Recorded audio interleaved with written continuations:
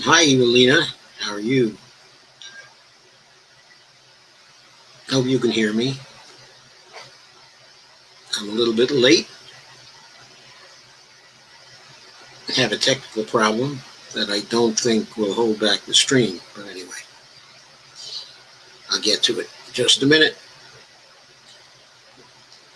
I need to share a bit first.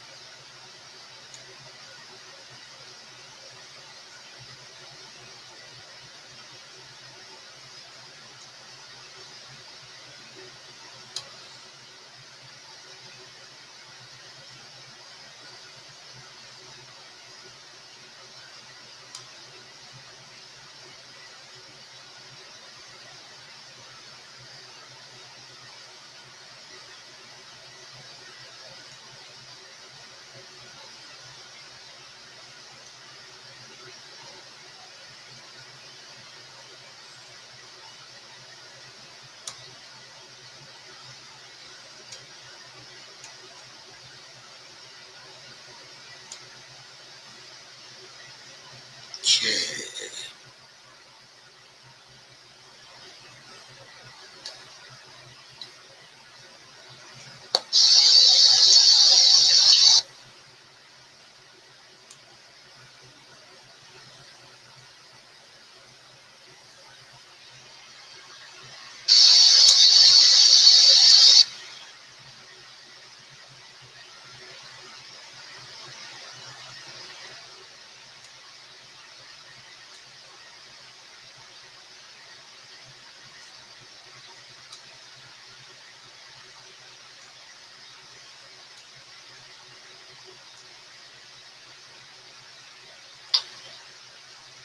Hi, everybody.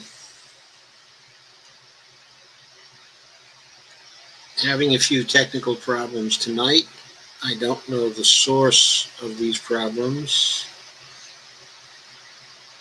I can hear some background sounds. I don't know why I have the background sounds.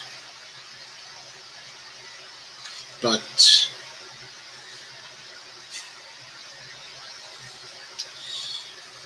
right now, there is no reason to believe that you should be getting any echo. But please let me know if you're hearing any sound problems.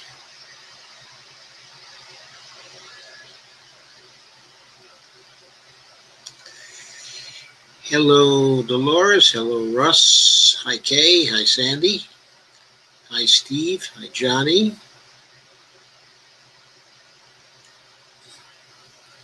Any sound problems, or does everything sound copacetic? I hope it sounds copacetic. Johnny says not getting any sound right now. Now that is puzzling. Is that true for everyone? Other people not having any sound from me?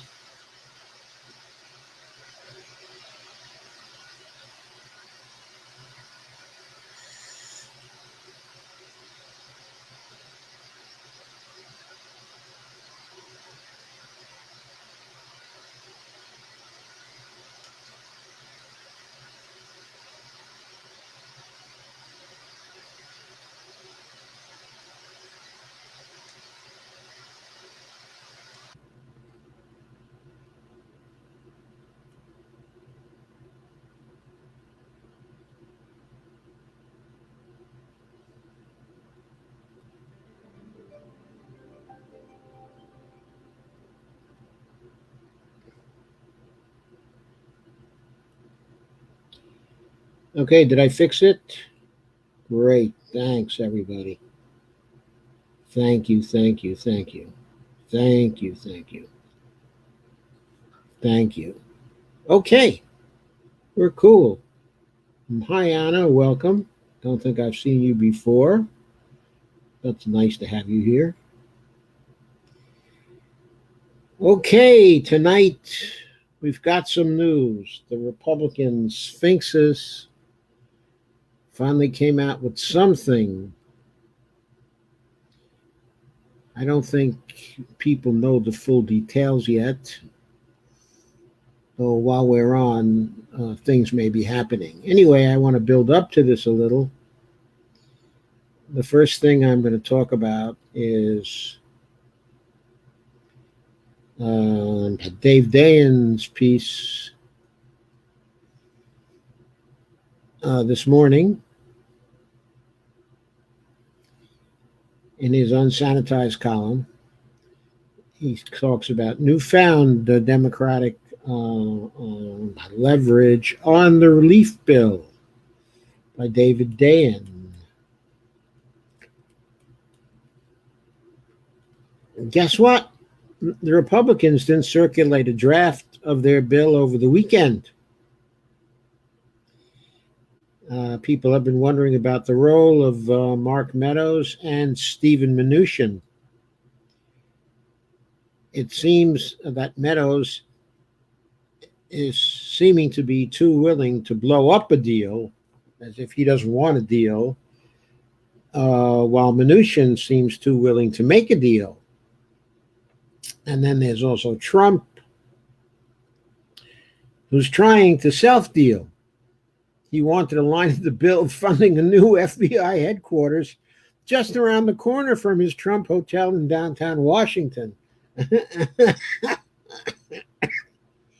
That's almost as bad as Nancy Pelosi trying to pay off all the lobbyists in town in the HEROES Act so that they could do a better job of lobbying the Congress to do things against the people.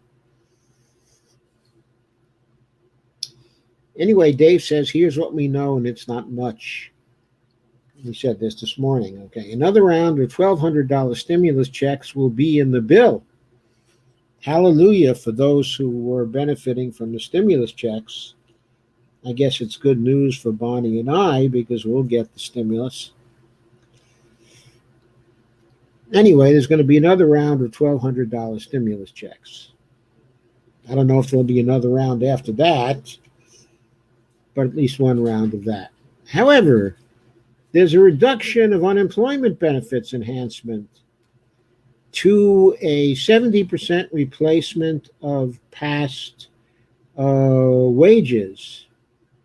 which we were earlier told was impossible to do on an individual basis, but which everyone is taking to mean a $200 a week boost rather than the current $600 a week boost. And Dave adds, Republicans are apparently pushing for an individualized replacement rate, which will bust every state unemployment insurance system in America.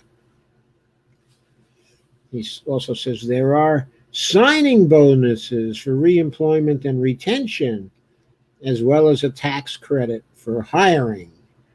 Add to that $100 billion for schools, some manner of resumption of the PPP program, a second round for troubled businesses seems likely, and more money for testing and vaccines, and you're around the $1 trillion target.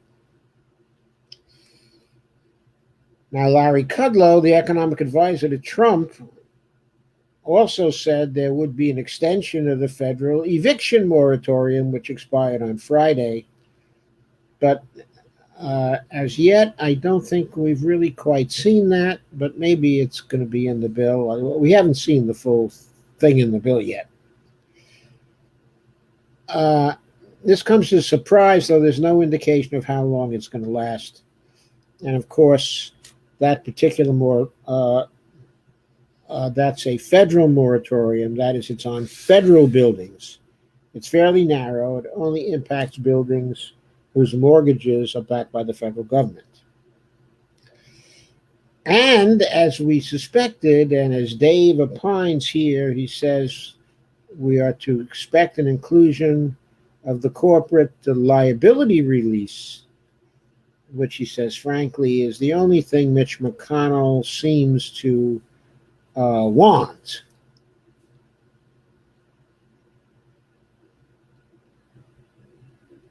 So, the problem for Republicans, as Lindsey Graham pointed out this morning, is that half the GOP will vote against whatever the leadership comes up with.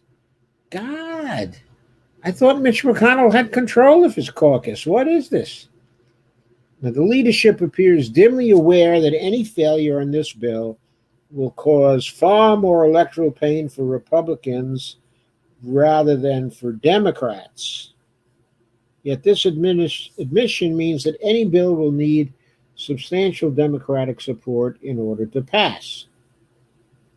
The White House has even floated on more than one occasion the idea of a stopgap bill just to extend the unemployment benefits, which for most states have already expired.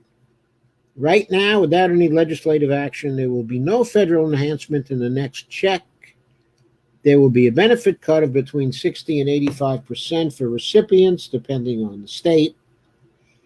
And they get that figure because there'll be no federal enhancement of unemployment at all, so everybody's going to have to rely on the state benefits, which are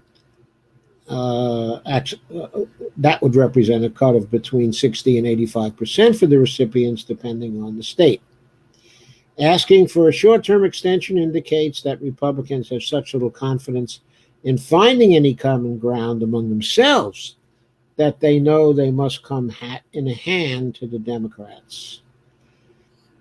It's not clear whether the administration is asking to extend the full $600 a week or this 70% replacement rate thing. I think the administration wanted the 70% replacement rate thing. Democrats should have an obvious answer, says Dave. If we're going to extend the unemployment piece at any short-term level, we're going to do it in full. And while we're at it, let's fully fund the post office and vote by mail elections and a second PPP round for struggling businesses and the eviction moratorium and state and local government aid before budgets are set and layoffs announced and backup insurance for workers who have lost it, and everything else with looming deadlines too. In other words, says Dave, the narrow quote-unquote bill should be the bill. Democrats have the advantage here if the White House is asking for a short-term extension. They should take it. They should take it. And of course, I entirely agree with that as well. So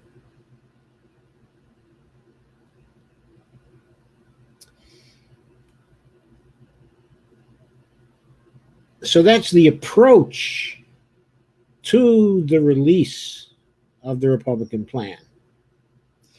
Then there was a memo that appeared.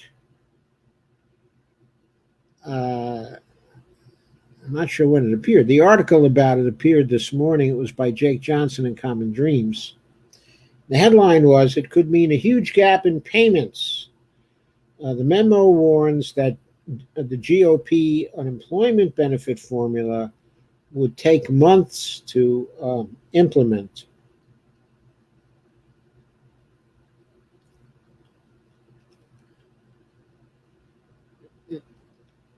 There's a picture in this of Mnuchin leaving a meeting on COVID-19 in the Capitol on Tuesday, on July 21st, 2020.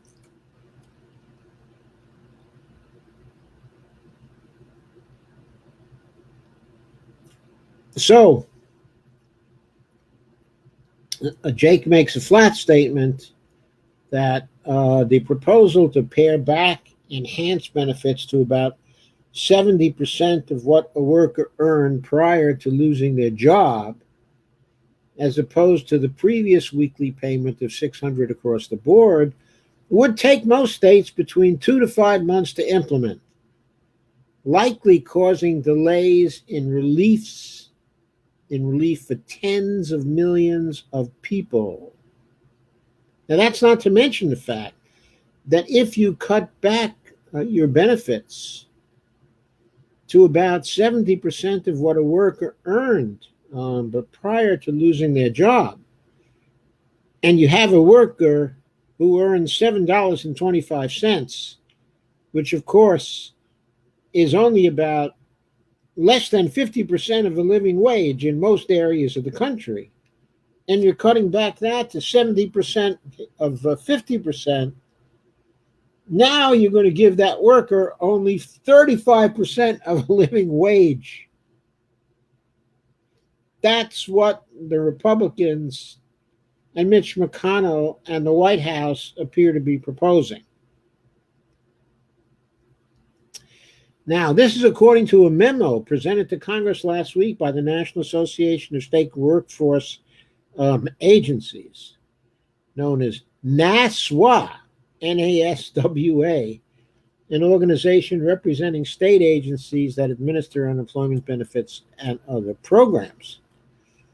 The memo, which was obtained by NPR over the weekend, public radio that is, warned that replacing the flat weekly payment with a more complicated individualized benefit based on prior income would take 8 to 20 weeks or more for most states to fully implement, depending on the formula the White House and the GOP ultimately propose.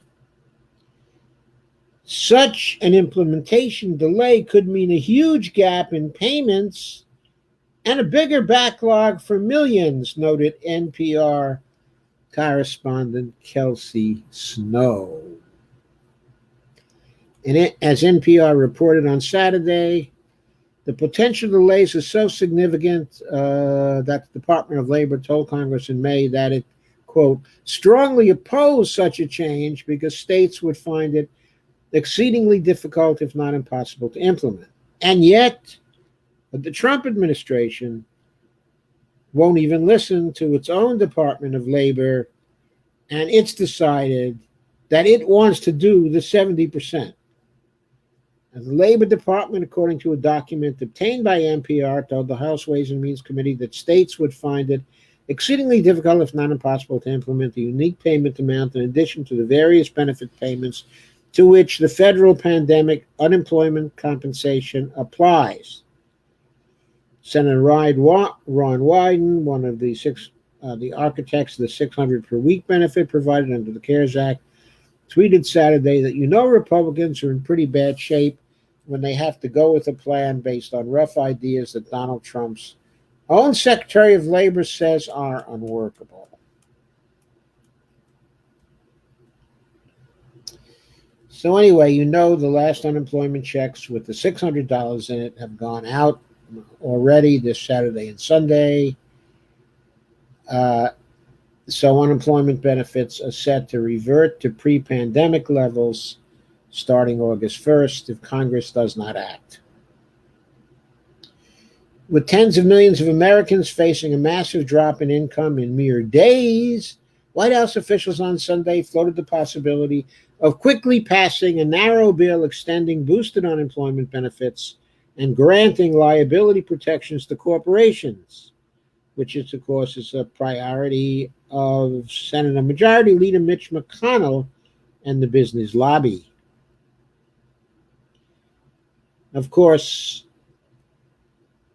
that gives Nancy Pelosi considerable leverage because we know what they want. In other words, they want a temporary extension of unemployment benefits so as not to hurt the election chances, of Donald Trump. The White House wants that is. And they also want what Mitch wants, the liability protections for the corporations, because they always want liability protections for corporations so they cannot be sued. But they especially want it now because supposedly the COVID-19 suits are piling up. In Mitch's statement tonight, he said there are already 3,500 lawsuits. Now, I don't know if that's too many lawsuits, actually. I mean, that may be only a few, considering that only one of these big corporations probably has more than 3,500 workers. I'm sorry. This is not funny. It's pathetic. It's pathetic.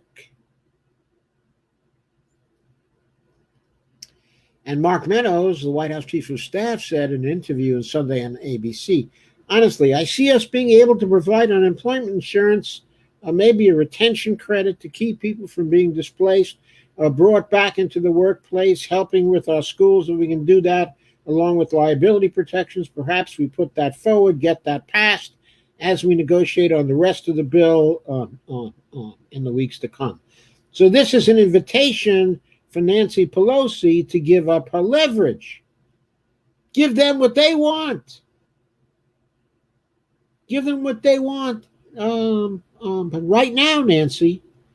And then you're sure to get more concessions in the weeks to come. Anyway, McConnell is expected to unveil the GOP's full coronavirus stimulus package on Monday. And I believe he did, but I haven't seen the stimulus package yet. I've seen some articles on it, which we're going to go over very quickly, but I haven't seen his plan yet.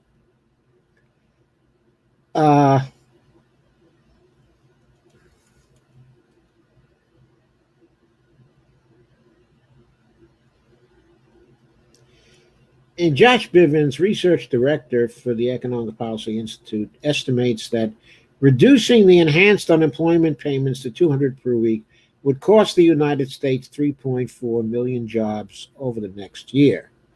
Don Beyer, who's a Democratic congressman from the Virginia 8th, which used to be my old congressional district, he used to be my congressperson, warned that, quote, the damage from the lapse in unemployment benefits will radiate throughout the economy, unquote. He should know, he used to sell Volvos, and, quote, any future extension will come too late to help those who are evicted, who lose their jobs, business or health coverage, and those who go hungry, said Beyer.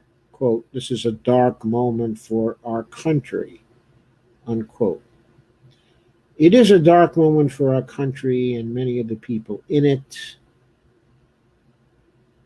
And it is also political malpractice, as we will go into very, very shortly. Okay. Let's also note something else just very shortly. This note is from an article on July 24th by Common Dreams, written by Julia Conley. Tens of thousands of U.S. businesses on main streets across the country are now closing.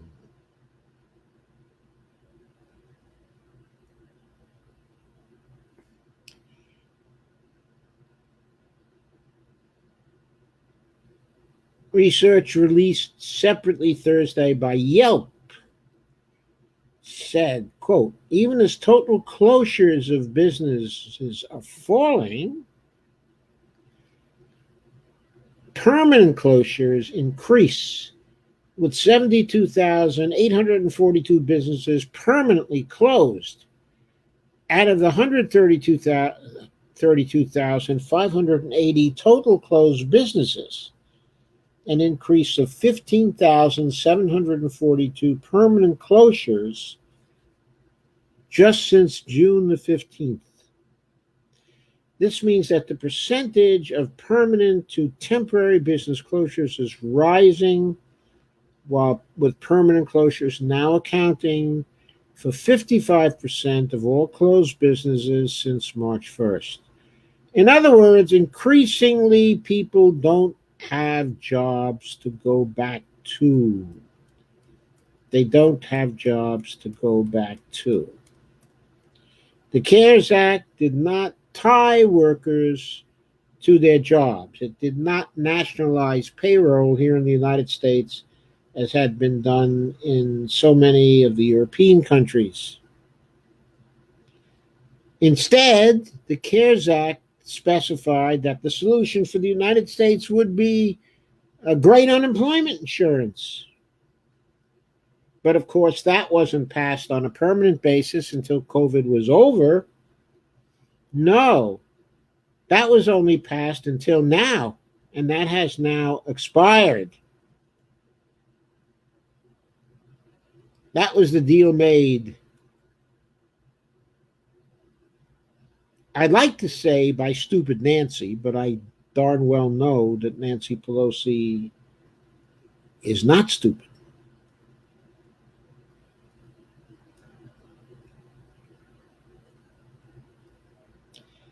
Anyway, permanent business closures are highest in the restaurant industry, with more than 15,000 restaurants reported closing by Yelp. More than 12,000 retail store closures are permanent, and nearly 5,000 beauty and personal care establishments have shuttered for good. Las Vegas, of course, is devastated.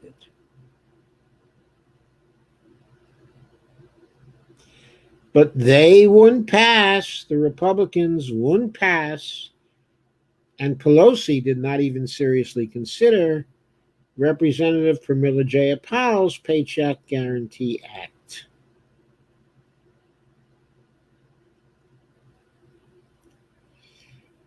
And House Minority Whip Jim Clyburn acknowledged that Jayapal's proposal was the most efficient way to help keep businesses open and people empowered during the pandemic, but he suggested it was way too expensive. But according to Moody's Analytics, the Paycheck Guarantee Act would have cost $654 billion over 6 months and would have directly benefited more than 36 million U.S. workers. And then the article points out that Jim Clyburn was among 139 Democrats who joined Republicans this week in voting for the National Defense Authorization Act, which cost more than $740 billion. Just a note. But saving the economy and saving workers who are unemployed, that and keeping businesses together and in business, that cost too much for Jim Clyburn. At a time, by the way, when Stephanie Kelton's book is on the bestseller list, And all of the cognoscenti who read books on the bestseller list are reading about how the deficit is not in itself important, only its impacts are important, especially with respect to inflation. And of course, at this time in this economy, with unemployed reaching between 30 and 40 million and maybe more, there is absolutely no danger of inflation. The danger is deflation. People are learning this from a book on the bestseller list. Everybody in Washington, of course, except the people in Congress who don't read anything, including the bills they write. So anyway, they don't have time to read Stephanie Kelton's book and to learn that it doesn't cost too much when it's in accordance with public purpose, when it's in accordance with the national interest, when it's in accordance with saving the economy. It cannot then cost too much.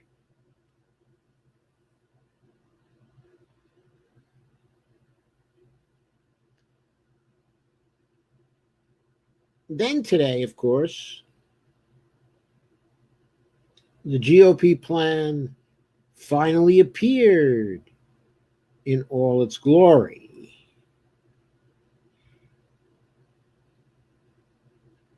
The plan was to slash unemployment benefits by $1,600 per month. It was condemned as absolutely unacceptable by Democrats, and we will find out why. And there's a picture of Mitch.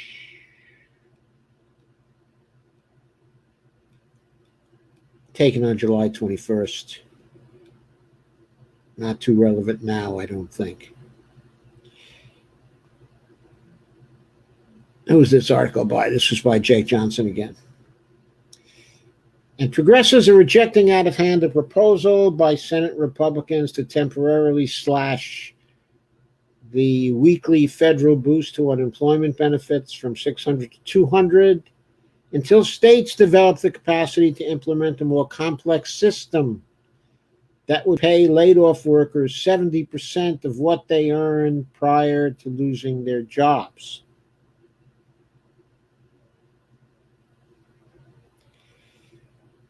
And Bloomberg reported Monday that the Senate GOP plan, which was approved by the Trump White House, will call for a 2-month transition to the new unemployment system.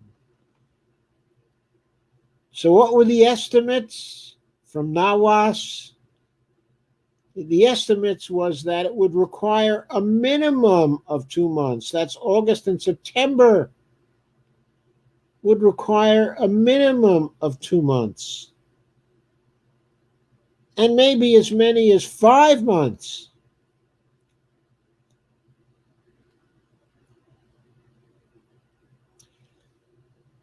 Anyway, the GOP has called for a 2-month transition and wants to provide states with an option to apply for a waiver for up to 2 additional months.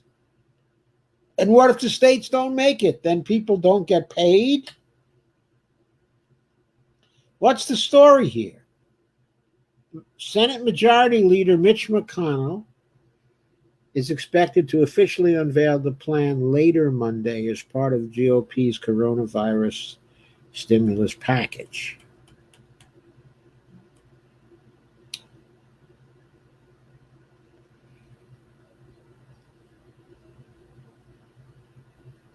And the patriotic millionaires said, quote, "Millions of Americans are out of work and millions of renters will soon face eviction." Meanwhile, Trump and Senate Republicans want to cut unemployment benefits from $600 to $200 a week. These are the additional unemployment benefits, of course. Okay, but nevertheless, let's consider this for a minute. The millionaires, by the way, are the ones who said it was absolutely unacceptable. Of course, I agree with them. But let's ask a simple political question. A simple political question. Let us say that you or I are among the 36 million people now getting unemployment benefits. And you just heard that the Republicans in the Senate want to cut $400 a week, which is what? It's not $1,600 a month. That's because people don't like to use a calculator and multiply 400 a week times 4.345 weeks in the typical month.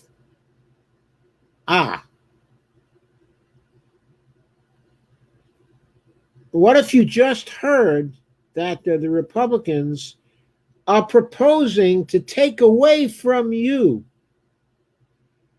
$1,738 a month that you had been getting since the CARES Act passed, or at least since you were able to apply for that extended unemployment and started getting it from your state. Okay, let's say you've been getting it the last 2 or 3 months. Do you think of the situation as one in which, this act is expiring, and these Republicans, these kind Republicans, want to give me $200 more per week, which is about $900 a month. And I'm so grateful for them for giving to me an extra $900 a month. Or do you think of them as these mean Republicans want to take away from me $1,738 a month that I've been getting? Why are they doing that? Why are they saying they can't afford that? They gave these huge tax cuts to business. They just created a money cannon of $4.6 trillion to bail out the corporations by leveraging $460 billion at the Federal Reserve, so that $4.6 trillion in loans could be given to huge corporations to save their butts. And they could afford that. And they could afford the total price of the CARES Act. And now they can't afford to keep me while the coronavirus is raging. And while I really can't go back to work, they can't afford to not only give me this $900 a month, but an extra $1,738 a month. I don't buy that crap. They're just mean. They're just being mean. They can afford that. The federal government can afford that. And maybe some of them even know that there's this best-selling book on the New York Times bestseller list about the deficit myth. That worrying about the deficit is worrying about a myth. And worrying about the national debt is worrying about something that doesn't mean anything to me. But what means something to me is that extra $1,738 a month right now. and all they want to give me is $900 a month? Come on. Would I ever vote for them again? How many years would it take for me to vote for them again if I voted for them before? Is there any individual among the 36 million getting unemployment benefits who would vote for the candidates of a political party who just cut them out of $1,738 a month when they're unemployed? How can the Republicans expect any of these 36 million people to vote for them in the upcoming election when they're taking away $1,738 a month, which the Democrats are offering in their HEROES Act? I can just see the ads now. Call your congressman. Call your senator. Tell them they better vote for the HEROES Act or else, because they're costing me $1,738 a month. Is there even one person among the 36 million unemployed who's going to vote Republican on November 3rd in the face of this stupid counter proposal? I'm saying it's politically stupid of the Republicans to be making this counter proposal.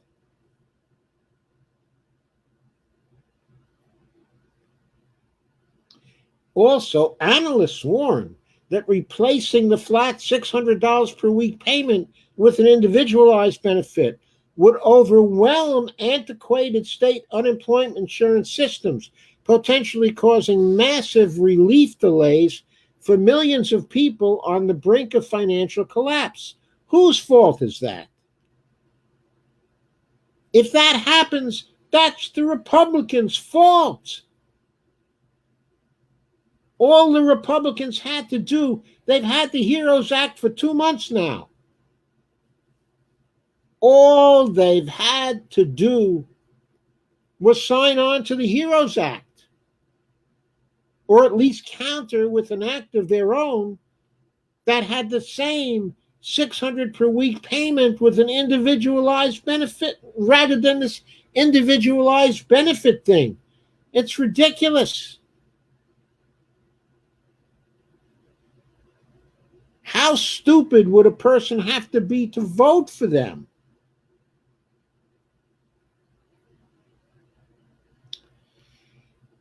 And Michelle Evermore, a senior policy analyst with the National Employment Law Project, tweeted Monday that the GOP's proposed 70% income replacement is a weird technocratic solution to a problem that doesn't exist, unquote. And she points out correctly, this would require a different individual calculation for every person. States will take months to get this up while still processing historic new claims, she wrote. The fact that low-income folks are getting more on unemployment insurance is a good thing, and it's kept unemployed workers' pain from spreading in their communities. This is giving people the economic power to make good choices to slow the spread of COVID, which is out of control. Obviously, it's out of control. We've all been seeing the statistics. We're all seeing the numbers, even though Trump is trying to block us from seeing the numbers anymore by centralizing the data collection in his HHS. Under the Republican proposal, the $400 per week reduction in UI payments, $1,738 a month, remember that figure, would be implemented as states transition to the wage replacement program. The change would amount to a $1,600 monthly income cut. No, it's a $1,738 monthly income cut. For the tens of millions of Americans currently relying on the boosted unemployment insurance benefits to cover basic expenses. The steep cut, in benefits would also cost the U.S. more than 3 million jobs over the next year, according to the Economic Policy Institute.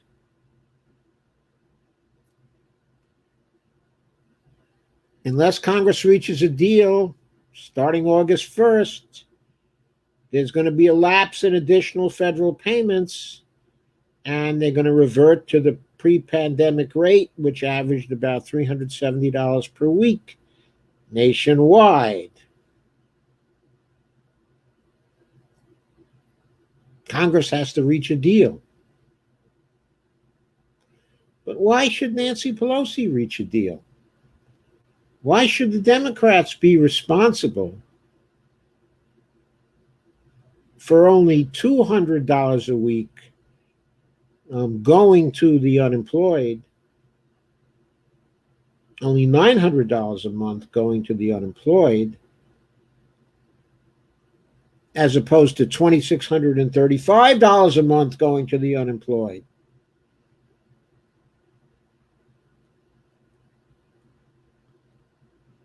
I mean, why would she sign on to that? How could she sign on to that without taking part of the blame for taking away that $1,735 per month from the people currently getting it? And remember, by the way, the CARES Act was passed on March the 23rd. How long did it take the states to get in gear to begin to process those additional $600 per week in payments to people? For many states, it took a month. For some, even after 2 months, people weren't getting their enhanced unemployment insurance payments. And they had a hard deadline on when those would stop. The hard deadline was now. They made no allowances for how long it was going to take the states to begin to pay those claims. And meanwhile, people suffered and failed to make their rents and failed to put food on the table.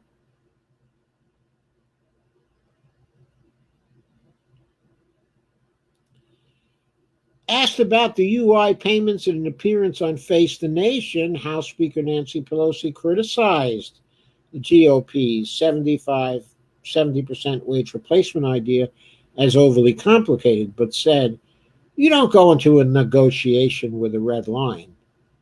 I don't know. I think you do if you're ready to walk away from the table. And sometimes to get what you want, you have to be ready to walk away from the table, Nancy. You're in real estate. You should know that. You should know that. How do you get the full price you're willing to settle for when you're selling a house? You get it by going into the negotiation with a red line. Now, you don't want to communicate that red line necessarily to the people who want to buy your house. But you better damn well have a red line when you're going into a negotiation. You better well have a line beyond which you won't go. And if you're Nancy Pelosi and you're a Democrat, you better not go to a settlement that's going to hurt you at the polls, which means you better damn well not go to a settlement that's going to hurt people. So what is the red line in this case? I think the red line is that $600 per week benefit. I think that's what it is. That's what people need, because people still think that staying home and waiting until the virus is handled is the best course of action. And they need that 600 per week to stay home. They want to have the option to stay home. The problem with this administration and the Republicans in the Senate is they don't want people to have the option to stay home. But people want to have the option to stay home because they need to stay home to save their lives. In denying them that option, you're not going to get votes on November 3rd. And Zach Carter of the HuffPost said, these negotiations are absurd. Quote, the country is on fire, and the chief concern for the Republicans in the Senate is that unemployed people have too much money, unquote. It's not only absurd, it's mean. And people know it's mean.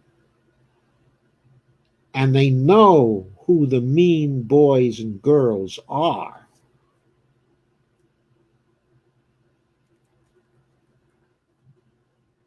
We all know who the mean boys and girls are, don't we?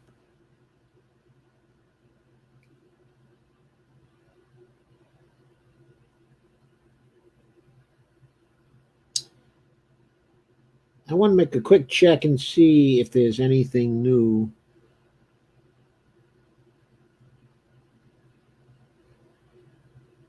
If there's anything new over at The Guardian now.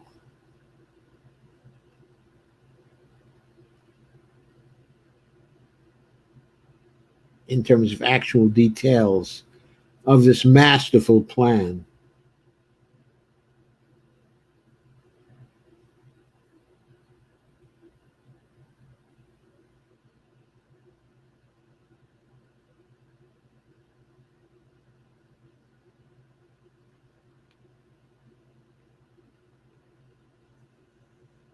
Oh, this is annoying me right now. I thought I had registered for this. Let me see what I can do here. I probably registered on my other computer.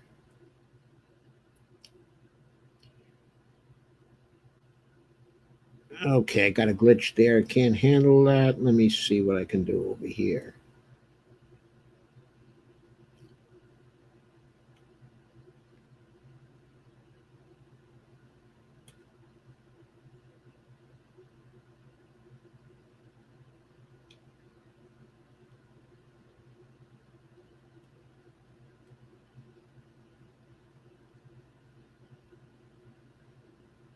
I'm just checking to see if there are any updates on that report as to what the Republicans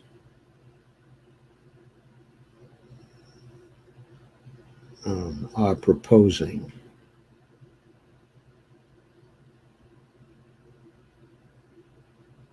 Nope, no more on it at this point. Let's see if there's anything at Bloomberg.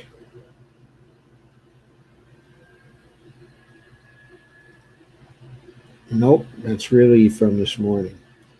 So, I'm sorry, at this point, I can't tell you anything more about what more is in the plan. But I really think it's extremely politically stupid. And it's going to hurt many, many people. It's going to hurt many, many people. But what I think it's also going to do is create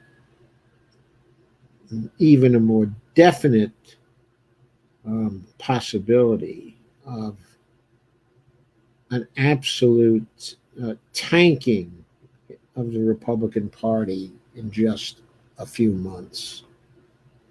I mean, how can you take away $1,738 per month from people who are unemployed and short of money after agreeing initially to give them the $1,738 per month.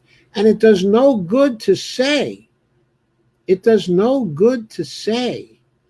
that, well, everybody understood it was temporary. Everybody always understood it was temporary. No, they didn't. People don't understand things that way. What they understood is that the Democrats and the Republicans agreed to give them aid of $2,635 per month in addition to state unemployment. Additional payments of $2,635 per month. And now they understand that one of those two political parties wants to change that deal and take $1,735 of the $2,635 additional away from them. That's what they now will understand.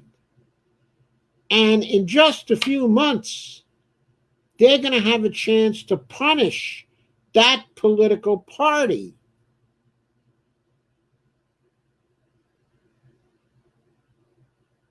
That is, unless the other political party joins hands with the first political party and jumps off the cliff with it.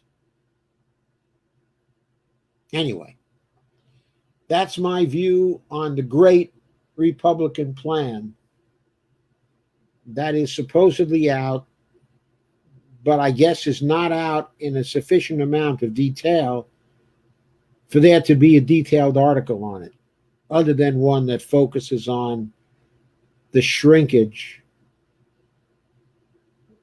from $2,638 a month to roughly $900 a month. Anyway, let's get to fascism. It's getting late. Okay, on the West Coast, especially right now, what we've been seeing is Trump's stormtroopers. We're not seeing the military. These are not military. These are Trump stormtroopers. There's no military veneer about this. These people come from ICE.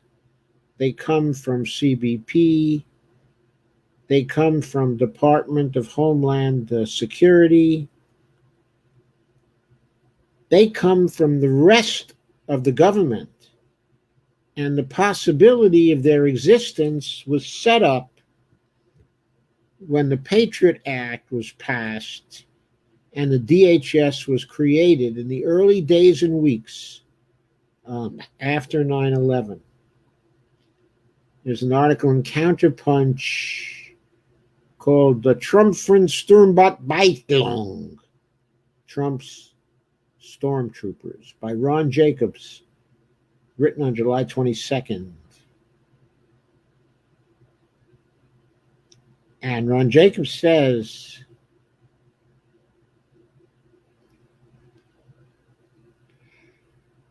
it was Trump's almost complete abuse of the impeachment process that allowed him to get away with his crimes to that point. That is to say, to the point where we are seeing Fed goons on our streets. The ongoing misuse of his ability to pardon criminals has led his cronies back on the streets or in their mansions. His use of the military to clear Lafayette Park during recent protests is but one more example of the Trumpist abuse of power. If nothing else, Trump's White House has proven the president is above the law if and when he chooses to be. And Jacobs points out the establishment of DHS after 9/11 essentially created the foundation for this. That agency centralized many federal police functions, equated their role with fighting terrorism, quote unquote, and created a force of national stormtroopers. Neither George W. Bush nor Obama opposed the direction DHS was heading and even encouraged the trend. The NDAA legislation signed by Obama in 2011, but under consideration since Bush's time in office, made these types of operations legal. Although they might not be constitutional under certain court understandings, it seems likely they will be ultimately declared legal given the quiet takeover of the courts by Federalists and others who consider the executive branch above the law. If Nixon had had such a mechanism, we would have gone fascist in the early 1970s.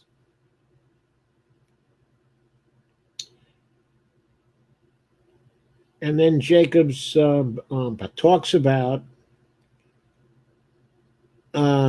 Nixon's attempt to establish that kind of agency under the Houston Plan, co-authored by presidential aide Tom Houston. But that plan was cut down by J. Edgar Hoover, who saw it as an attempt to take away some of his unwarranted power.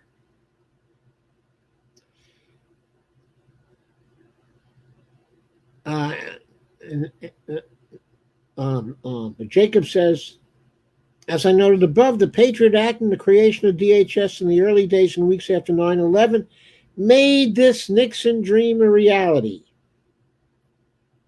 All federal law enforcement and intelligence agencies were put under a single command. In the years that followed, that command has reflected the interests and politics of the executive branch.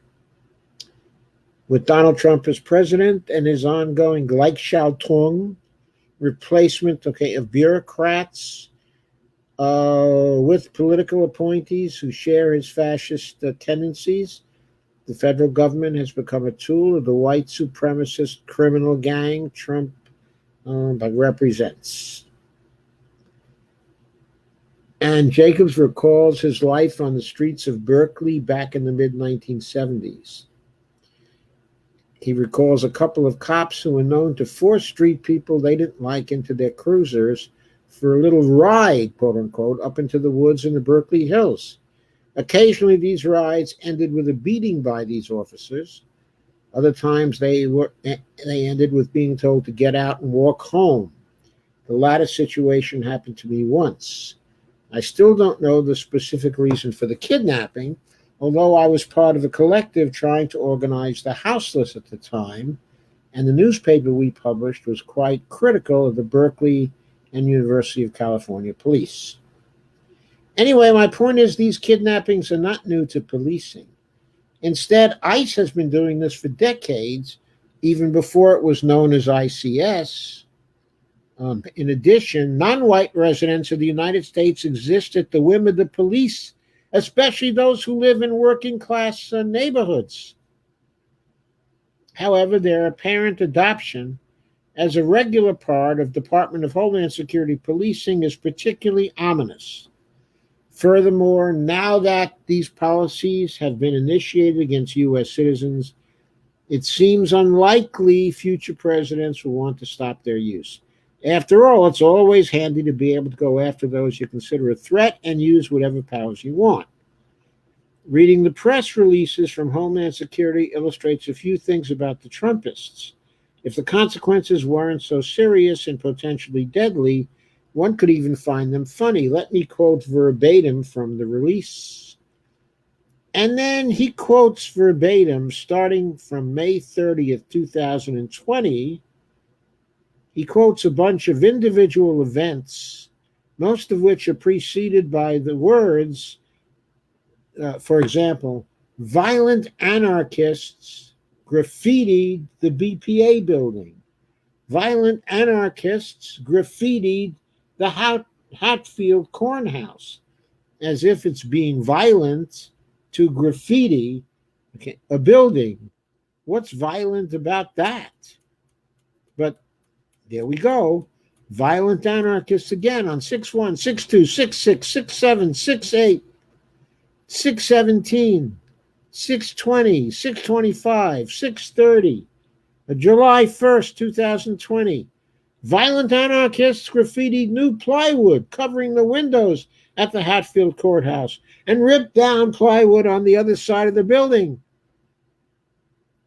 They're being violent to our property. Anyway, this goes on. July 4th, July 5th, lists of bullet points of what violent anarchists did.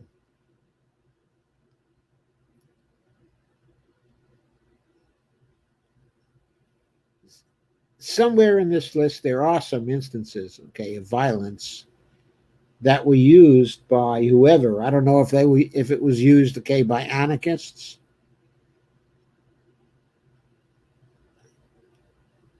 7/7, it said violent anarchists held a night of rage in which a 400 to 500 person protest devolved into riots, assaulting law enforcement officers and federal property. I'd like to know a little bit more about the details of that. Were all 400 to 500 people in the protest, were they all part of the riot? Did they all assault the law enforcement officers, or was it just one or two? Or were there just one or two stones thrown? We don't know. We would have to know the details of all this. But anyway, violent anarchists continued to go crazy through the period covered by the article. Violent anarchists sieged the barricade of the courthouse and tried to damage it with a large hammer. And that was from July 11th, 2020. Oh, 6 violent anarchists were detained and cited. I'm not sure what that means. It may mean they gave them a ticket.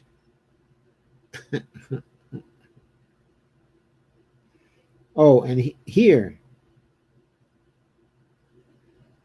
there was a mob of 300 who refused to comply with directions not to trespass on federal property. So, of course, that's violence because they refused to comply with directions not to trespass on federal property. Violent anarchists deployed a plywood blockade while graffitiing the Edith Green Winnell Wyatt Federal Building before firing wrist rockets at the facility. Oh.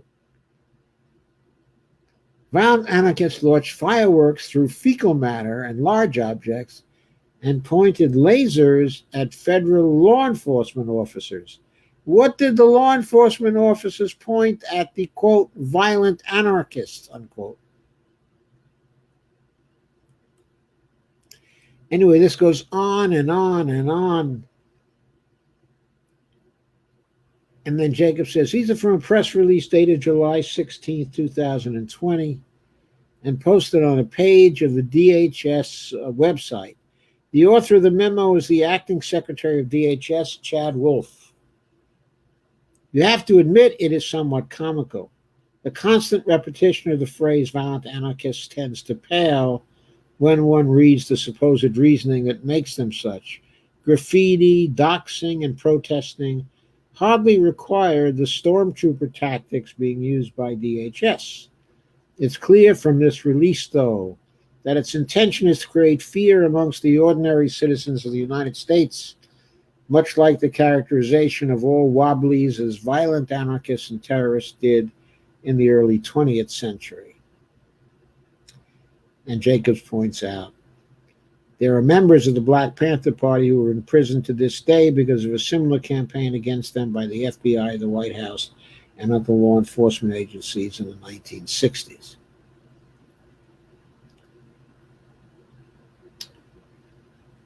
There are lawsuits going on challenging the actions and presence of the federal forces in Portland. There was one from the state of Oregon, which the state lost for lack of standing, but there was another from the ACLU. But Jacob says, I will be surprised if the lawsuits succeed in preventing the DHS and White House from carrying out similar operations in the future. As Vermont attorney and New York prisoner legal advocate Michael Cassidy pointed out in an email to me, quote, the judge in the ACL case already issued an order against the local cops, and they have apparently complied. Will the feds comply with the same order that the same judge is highly likely to issue? We'll see. But if they don't, it is just one further step for everyone to see how authoritarian and fascist these agencies are.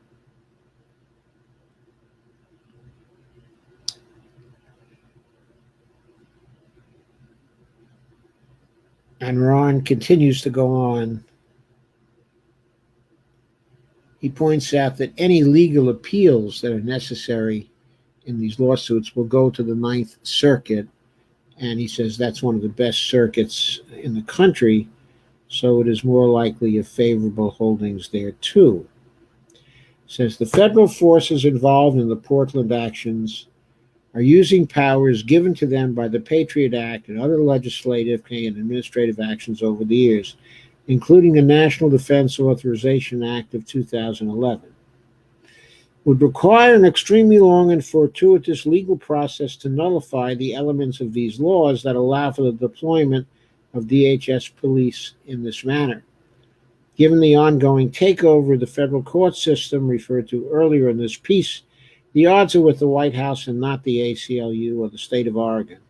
Indeed, if DHS Deputy Director Cuccinelli's words in a recent interview or any indication, the U.S. cities will also be occupied by these forces, of fascism. So that's the prediction by Jacobs. The question is, what are we going to do about it? Now, there was an interesting live stream today by Bo of the Fifth Column, where Bo says, at this point, it's important for the resistance in the street not to stop protesting, not to stop its activities, but not to back off, but instead,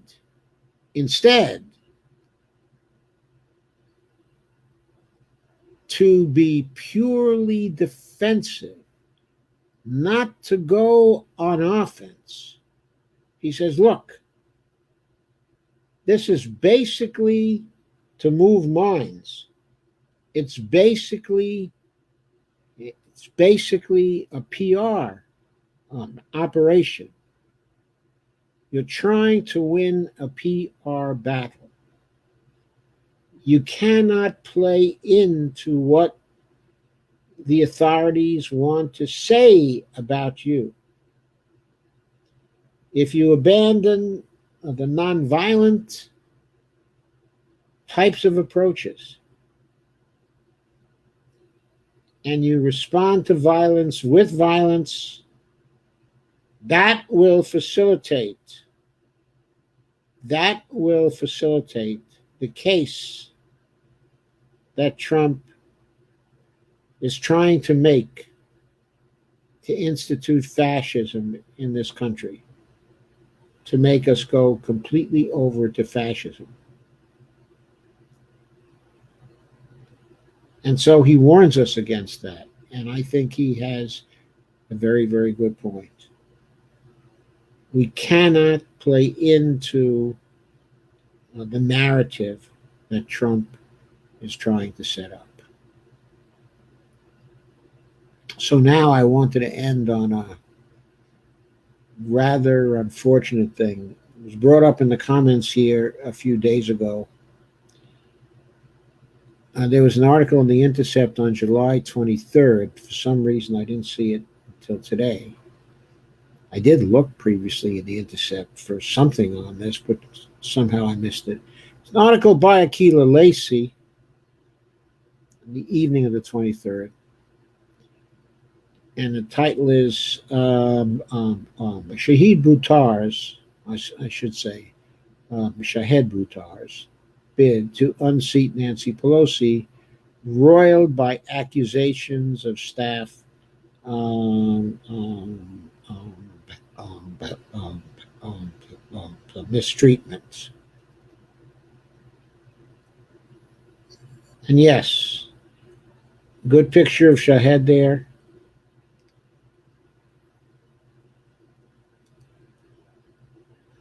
He points out that his campaign is stumbling.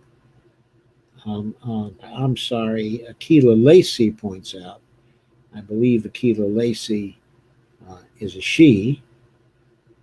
So she points out House Speaker Nancy Pelosi is stumbling amid a Democratic socialist challenger to Nancy Pelosi is stumbling amid allegations and mistreatment of staff in the workplace. The allegations, which former staffers have described to The Intercept, prompted the San Francisco chapter of the Democratic Socialists of America to consider a draft resolution, rescinding the organization's endorsement of the candidate. If that happens, and there's a good chance of it's happening, that would probably end whatever chance Shahid has had of actually winning in the November 3rd election. His campaign has faced a period of personnel turmoil since the March 3rd Democratic primary, with at least 10 staffers and contractors departing. That includes his top 3 staffers: campaign manager Jasper Wild, finance director Emily Jones, and field director Otto Pippinger, or maybe it's Pippinger, I don't know how he pronounces it. Most staff on Buttar's current team started after the primary, and he no longer has a campaign manager, a change he attributed to a restructuring towards a distributed leadership model. His previous staff, he said, were resistant to empowering volunteers. In an interview with The Intercept, he denied the allegations and argued the former employees were addressing workplace disputes in the language of harassment and discrimination. He said, quote, "The allegations I'm ultimately being accused of with respect to the campaign are not gender related. It's a staff performance issue. What has been characterized as staff turnover is ultimately staff improvement," unquote.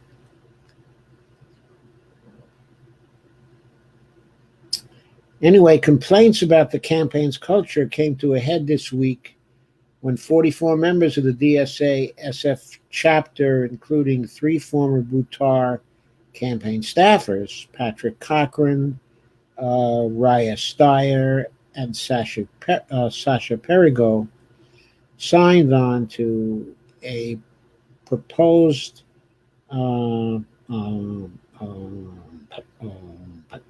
resolution to rescind their endorsement of him. The resolution cited a sexual harassment accusation from a former acquaintance, which was made public Tuesday on Medium, and which Buttar has denied, and a pattern of abuse, including but not limited to sexual inappropriate behavior with his staff and volunteers, unquote. The Intercept could not independently corroborate the accusation by the former acquaintance or the charge of sexually inappropriate behavior. So, there was no corroboration by The Intercept, but there are links to the Medium article and links to Shahid's response to the Medium article, so they're there to be read, and you can come to your own judgments about things. The proposed resolution goes on to state that Buttar, quote, mismanaged his campaign by treating his campaign team, specifically the women, in a belittling, demeaning, hyper-controlling, and abusive manner. The Shahid Buttar campaign has had massive turnover for months because of Shahid's behavior, with many key staff positions still not filled. On Wednesday, the chapter's electoral committee passed the resolution by a vote of 36-6. I don't know how that's actually going to play when they move to the larger organization, but that is an overwhelming vote. The proposed resolution, which also calls on Buttar to participate in restorative justice by engaging in group conflict, the resolution to fully acknowledge the harm he has caused, unquote. Will go to a full vote on August 4th, according to a Monday email sent by the chapter steering committee. The quote, the resolution can be amended up until it has been voted upon and either passed or not by the membership, unquote, according to the email. Anyway, there's more on this. Committee co-chair Fei Wang said, quote, sexual harassment and gender discrimination are antithetical to the principles of democratic socialism and are issues that DSA San Francisco takes seriously, Wang wrote in an email. In tweets posted Tuesday, Shahid rejected staff complaints about gendered discrimination.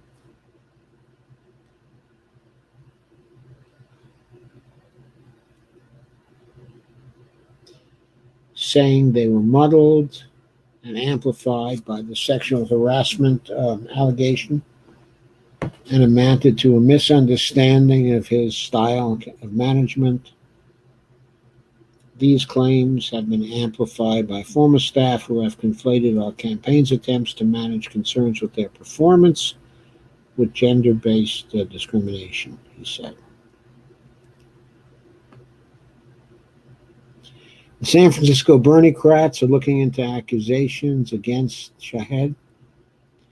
The group announced in a Facebook post on Tuesday. That was last Tuesday, of course. San Francisco League of Pissed Off Voters, which endorsed him in 2018, said Wednesday on Twitter that it was aware of the allegations and taking them into consideration for its November election process.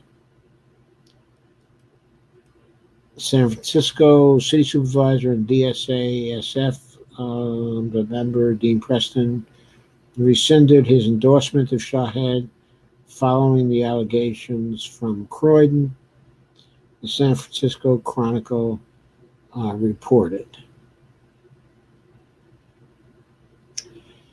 Shahid did not respond to a request for comment.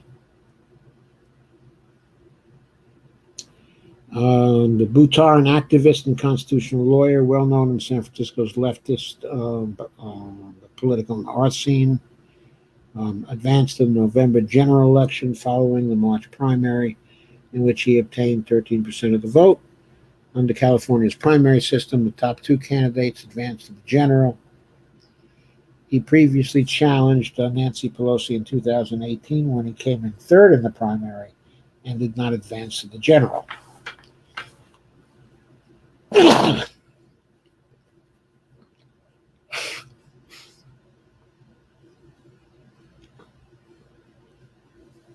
Of course, Shahid is the first left-wing challenger, the first serious one Nancy Pelosi has faced in her 30 years in office.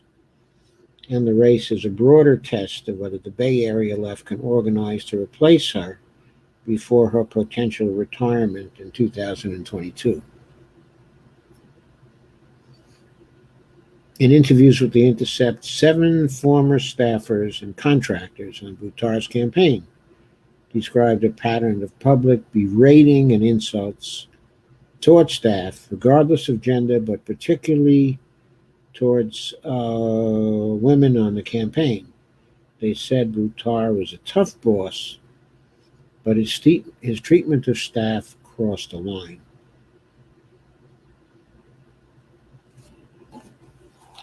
On Tuesday, Mission Local reported that a number of former staffers said they had signed non-disparagement agreements and that uh,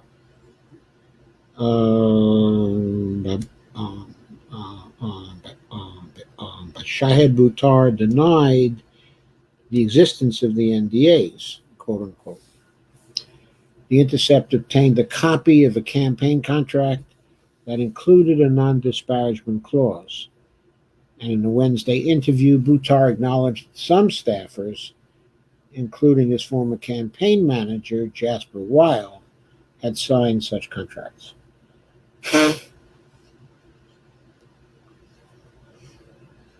I can vouch, quote, I can vouch for the culture of misogyny that existed in the campaign, unquote, said Raya Steyer, a DSA SF member and a former full-time field organizer for Buttar's campaign, who joined the campaign in May and resigned in June. Quote, I have experienced it personally, unquote.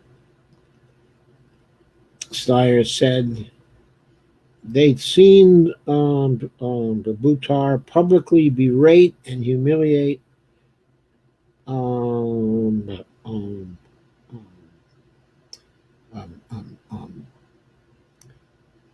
number of women staffers, including Wild and Buttar's former campaign finance director, Emily Jones.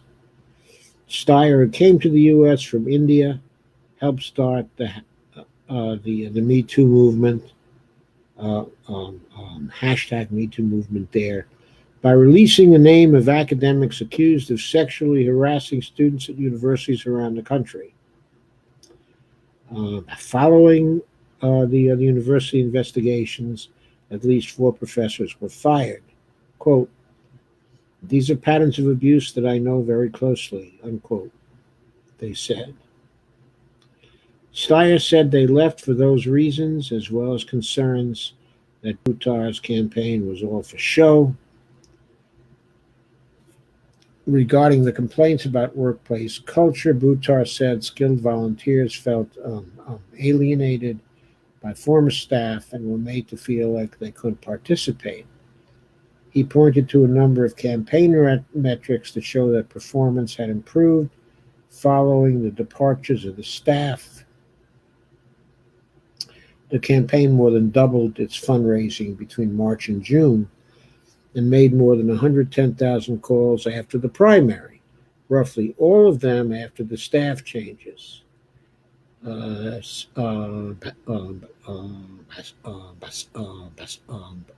said Patricia Brooks, the communications volunteer for Buttar's campaign, compared to roughly 7,000 phone calls and 12,000 canvass attempts before the primary. Brooks said the campaign also grew its email by 110%, with 37,300 emails on its list, and added at least 2,200 volunteers after the primary for a total of 3,000. There's more. There's some shock over Shahid's salary in the campaign.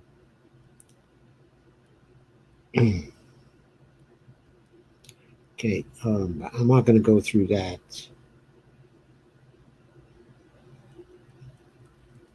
He was taking a relatively large salary for campaigns like this, but of course, he is somebody who relies on his salary to continue to live. I don't think he was taking an unduly high salary, but in a campaign context, it may have been perceived by others to be an unduly high salary. It was just under 100,000. Anyway, Emily Jones said that he lashed out at his staff and the women's staff in particular, both in public and in private. She began consulting for the campaign.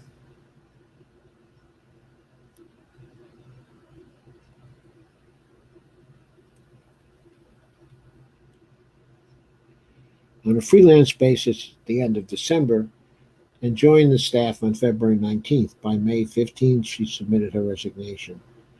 Jones said her entire team, including an email fundraiser, someone who handled social media ads, and the PR team quit because, quote, because Shahid insulted them at some point or another. It is more diabolical, she said, when a man in hippie pants is a misogynist. Oops, a man in hippie pants. Quote, everybody quit, unquote, she said, and quote again, but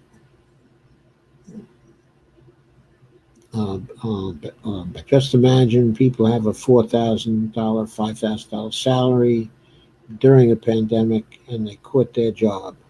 Just imagine that.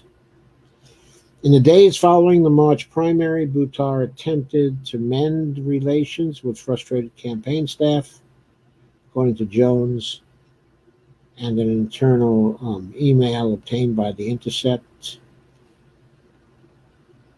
During the March 7th meeting, Jones described as a campaign intervention with staffers, the campaign's PR firm, the worker agency, and other unofficial senior campaign advisors. Shahid apologized to staffers for his past actions. In an interview, described the meeting as a breaking point between the campaign and the staffers, who ended up leaving with major disagreements over strategy. The worker agency, which dropped Buttar's campaign in April, declined to comment. The next day, Buttar apologized directly to Jones in an email.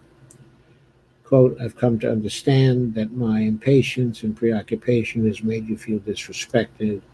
I owe you an apology for that. I'm truly sorry and did not realize how my actions were impacting you, unquote. He went on to describe unfortunate dynamics, quote unquote, between him and Jones and him and Weil. Quote again, if you have the patience left to give me another chance, I would like to do the same with you, unquote. Patrick Cochran, former volunteer coordinator for Buttar's campaign and a DSA-SF member who signed the resolution, joined the campaign on January 15th, left on May 15th, citing Jasper and Emily being treated like shit, unquote. He told The Intercept, quote, also, I just thought the campaign was directionless and Shahid was not a viable candidate, unquote, he said. Something in the campaign was off. And quote again, as a male staffer, I felt like I never was treated bad by Shahid, Cochran said. And he treated Jasper and Emily terribly.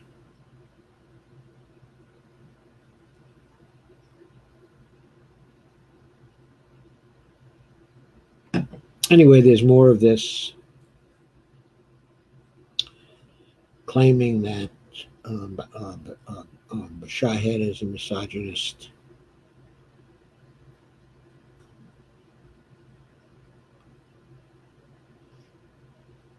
And the article ends with,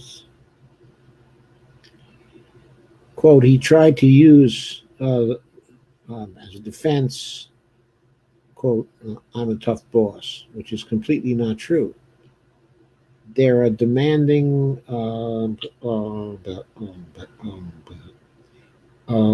there are demanding bosses that are like that. It wasn't like that. Because if he was a tough boss, he would have been tough to me, unquote. And quote again, we always just thought he was doing this for his own personal profile, unquote, Cochran said. And quote again, if you're going to attack Nancy Pelosi for a freezer and her ice cream, you better make sure that your house is clean too, unquote.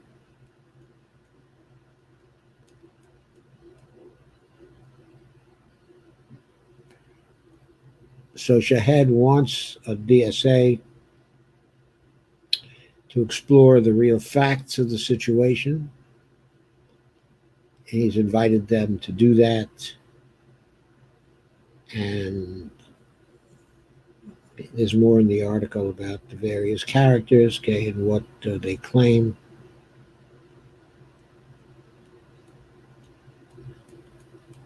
And so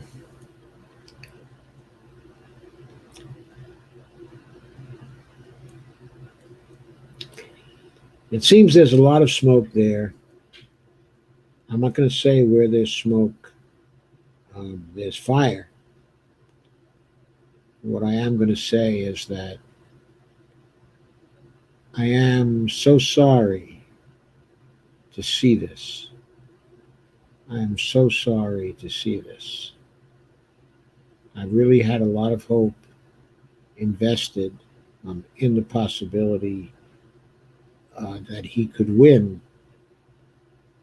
But I have the impression that there's so much smoke here that whatever happens, we are likely to have a situation where this incident will be used in ads by Pelosi if she believes that she gets into trouble, and that it will create a very defensive situation for Shahid in the campaign, which might make it very, very difficult for him to win. And so I'm thinking this is serious enough to really hurt his campaign. Okay. I'm thinking that the ads, the hostile ads against him, practically write themselves. I don't think this would be a problem in the general election because I doubt that any Republican would be easily able to use this. Wait a minute, I'm not. Okay. I'm sorry, that's not right. I'm getting confused. The contest between them is the general election because the Republicans have all been kicked out of the general primary. There are only two people left, okay, before election day, Nancy Pelosi and Shahid. So in the general election, Nancy Pelosi can easily use ads against him, which unless he's completely cleared, and people generally agree that there's nothing to this, I think he won't be able to escape from those ads. It just won't be possible.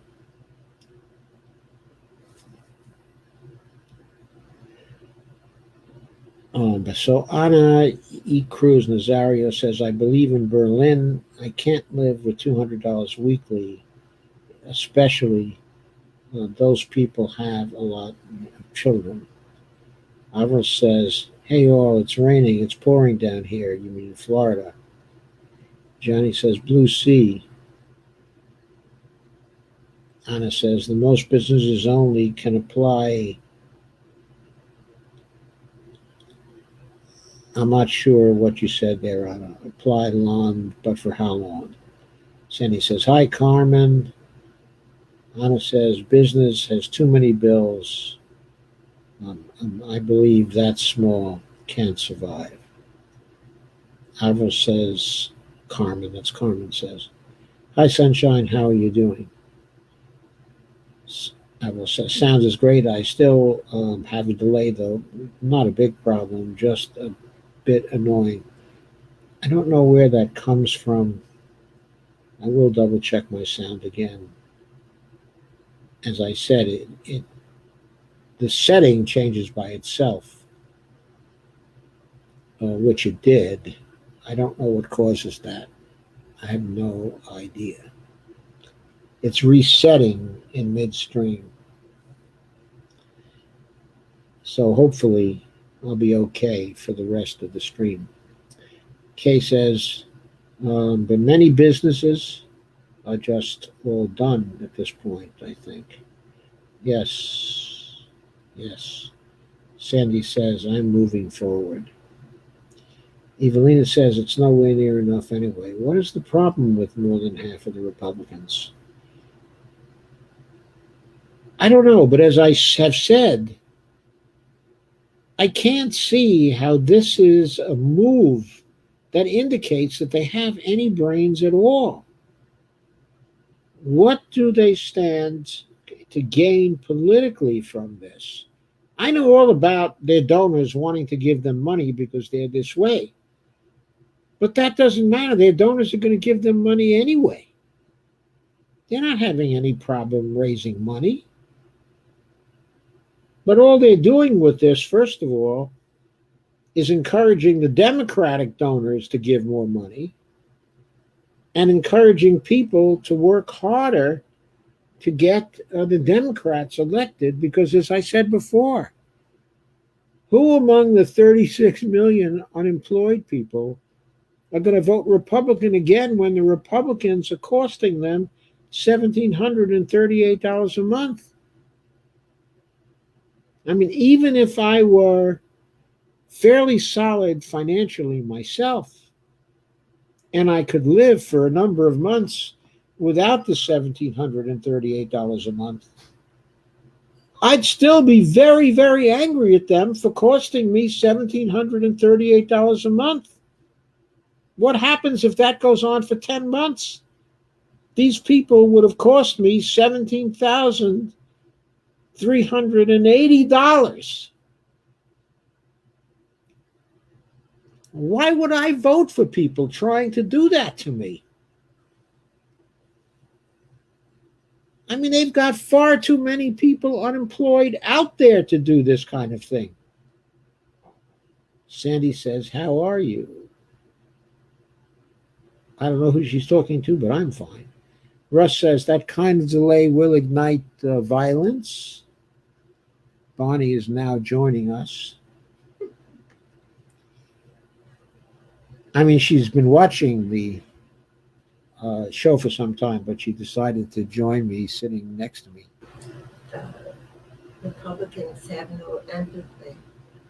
Yeah, Bonnie says the Republicans have no empathy. Yes, I didn't expect them to have any empathy. I just expected them to have half a brain and to realize that if their competitors are offering the $1,738 a month to continue the $1,738 a month, and they're offering to take it away, that's a bad political move. They do it to their kids. But Anna says it's like pulling the whole world to fight. Yes, it is. It's like starting a fight with the whole world. Okay. And Bonnie says, would they do that to their kids? Yes, they do. Well, yeah, they're rich enough to do it to their kids. They can support their kids if their kids lose a job. They can give them back the $1,738 a month if they need to. But the rest of us can't.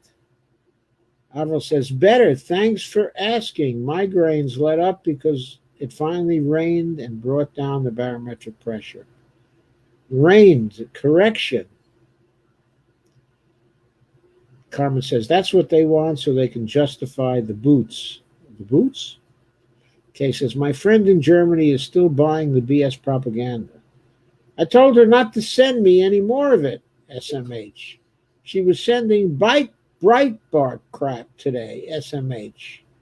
Shake my head. SMH, shake my head.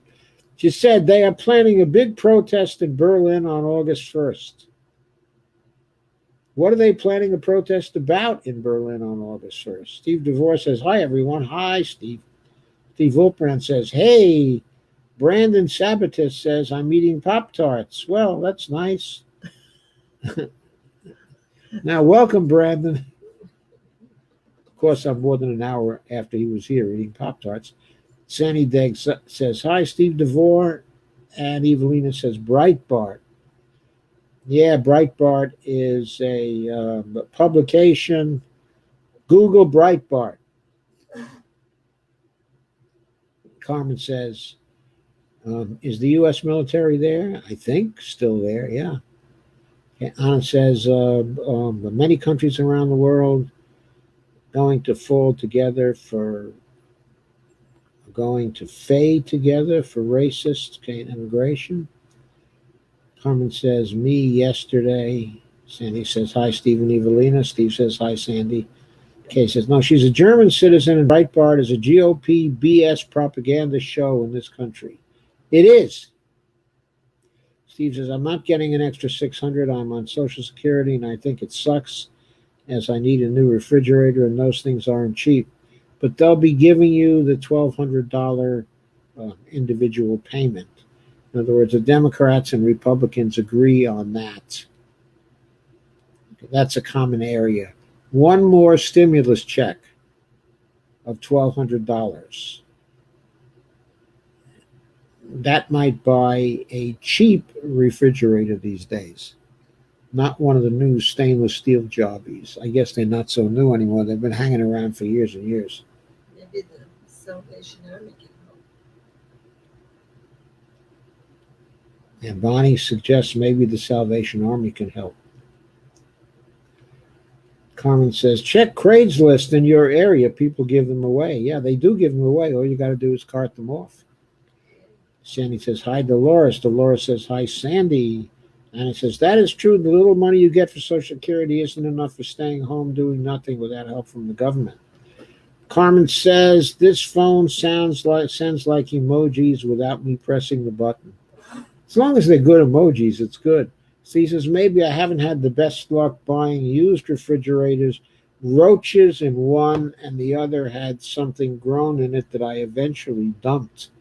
Zana says, "First of all, children be defending themselves with the situation. That means all the parents going to fight in this revolution of 2020. Carmen says, "Also, OfferUp has a free section, and Free Cycle has a feature where you can request an item." Anna says, "Is many people who lost their job, they had to pay their rent and many bills. That mean all those people going to fight to get the best unemployment?" Well, I don't know about fight to get the best unemployment, but certainly if they vote for the party that took the best unemployment away from them, that would be a stupid move. Steve says, "I look into that. Good idea." Evelina, "With no transitional jobs in place, so short sighted." Yes, it is short sighted. Carmen says, "My pleasure." Evelina says, "Or any living wage job for that matter." Sandy says, "If it's free, it's for me." And then corrects because she originally spelled free FRE. Typo. And Carmen says, "Clyburn is a total ass, thinks he's so smart and he doesn't know shit." Yeah, I know. And Steve says, "By the way, Stephanie Kelton's book is a good read." Thank you, Steve. I did 9 shows on Stephanie's book. Avril said, Carmen said, "Spot on, sister." Evelyn said, "Oh, the dangerous games they play, mediocre politicians." Carmen says, "How in the hell can they not know operational monetary policy and they work right there where the currency is issued?" People are very incurious. They learn what's on their desk. If it doesn't cross their desk, they don't learn it. Kay says, "Carmen, they don't want us to know, so they act like they don't know." A lot of them don't know.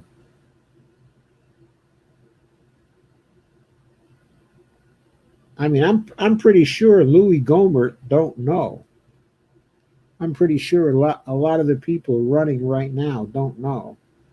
I'm pretty sure Ted Yoho don't know. On the other hand, Ted Cruz may know.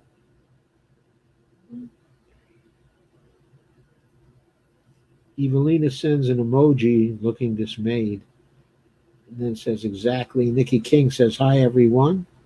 Dale says, "Hi, Nikki." Carmen says evictions result in incarceration in this time of economic turmoil, which results in institutional COVID spreading, meaning unnecessary deaths for so many. Children will go to foster care, costing the state even more, and they get shuffled around, and abused. Steve says Congress acts like the money is coming out of their own pockets. Sandy says, how do they expect people to live on a shitty below minimum wage payment? It's not like people are hiring. It's insane. Evelina says, clowns. Sandy says, disgusting clowns. I mean, I just think they're evil people. That's what I think. And Brandon Sabatis says, stay safe and comfortable. Sandy says, it's cruel. Sandy says, how are people supposed to pay rent and feed their children?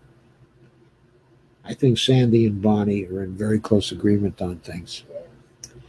Steve says, things are going to get very, very ugly.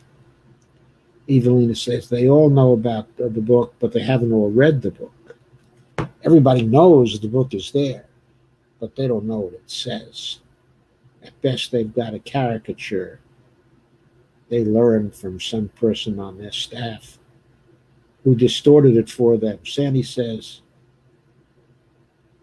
agreed. Carmen says, Dr. Joe, you're just going to have to go to the Congress yourself and jump down their throat. We'll be watching on C-SPAN. Thanks, Carmen. Sandy says, of course, it's stupid.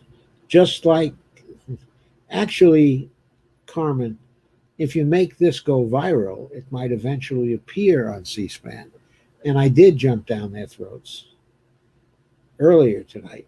Sandy says, of course, it's stupid. Just like their Republican president they elected.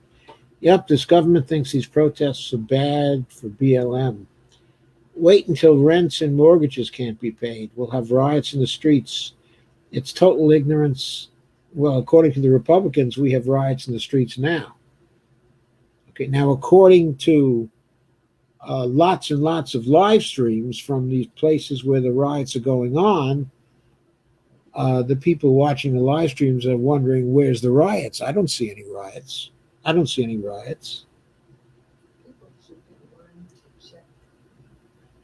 I mean, I think the police think that if one rock is thrown at them, it's a riot.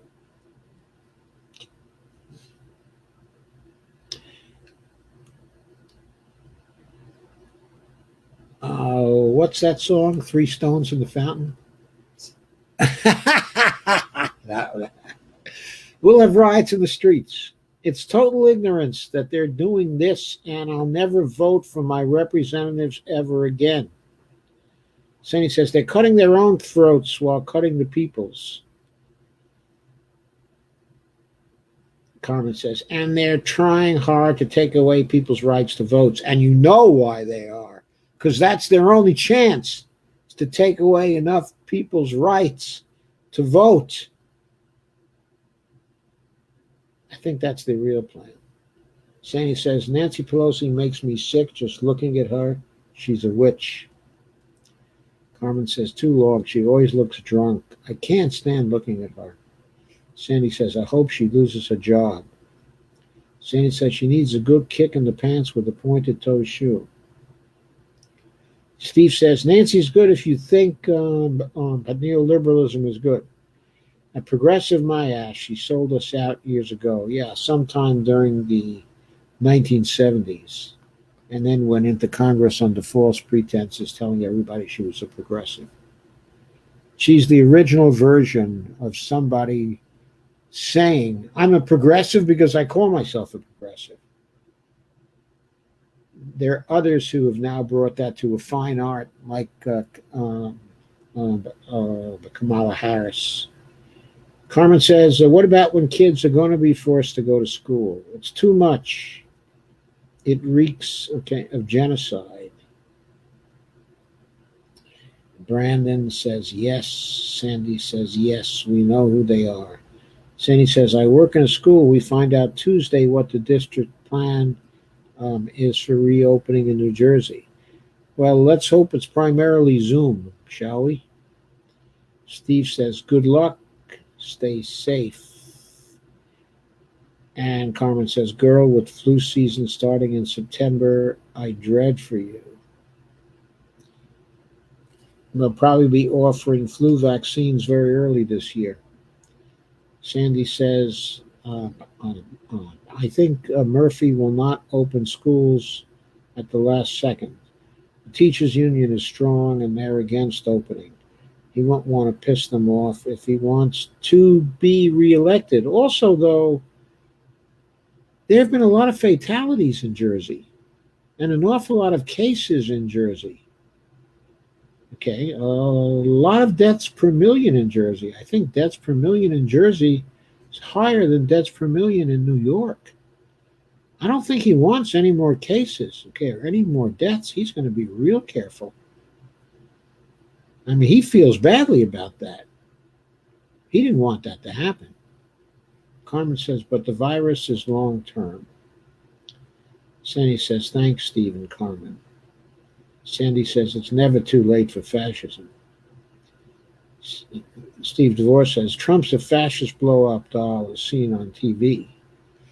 Carmen says, and fascist Trump isn't helping anyone with his refusal to give state funding if states don't open schools on time. No, that's a disaster. That's absolutely a disaster. Sandy Degg says, I have a pin. Kay says, I've heard he's sending the troopers to Cleveland now. SMH. Carmen says, the Berlin baby balloon. Sandy says, he doesn't have the power to do it. He's full of, yes, he is, but it depends on whether the courts will stop him or not. He has Barr, but the issue is whether he really has the courts or not. He thinks he has the courts because he thinks he has the Federalists. But the real Federalists weren't called the Federalists for nothing. They did have some notion of states' rights, after all, though I agree that was more the Jeffersonians. But I'm not sure I accept that our Federalists are really monarchists who are just wanting to come out of the closet. And even if they are monarchists, I'm not sure they would want Trump as their king. I wonder what he would do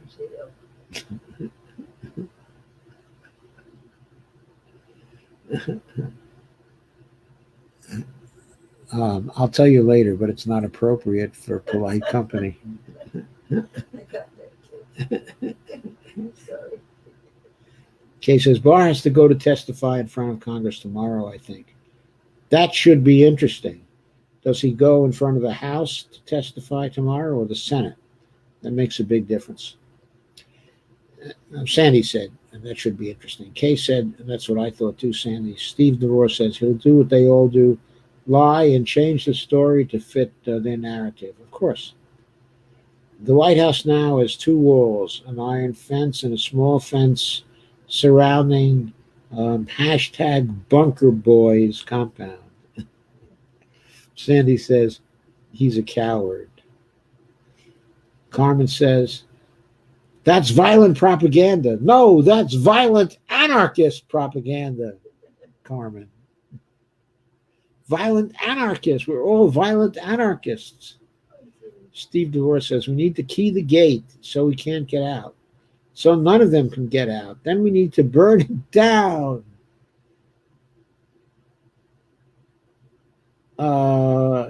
Yeah, metaphorically. I don't think you spell metaphorically that way, Steve DeVore. And remove all the rats. Yes, we should. Also metaphorically. Sandy says, a theater of the mind. Carmen says, have you seen the grandparent protesters in Portland? They call themselves Grantifa.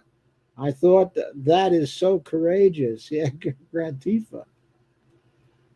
Kay says the pitchforks will be coming for them. Yeah, maybe. Yeah, the pitchforks. Brandon says, yeah. Carmen says, oh, wrist rockets. Sandy says, that would be hysterical. We should build a cinder block wall around the White House with no way out. How quickly can you? How quickly do you think we could erect it? I think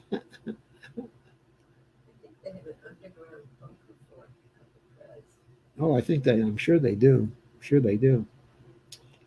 Steve Gonzo says the violent riots only commence after the feds exit their facility, at least in Portland. In some other places, they commence when the local police exit their facility.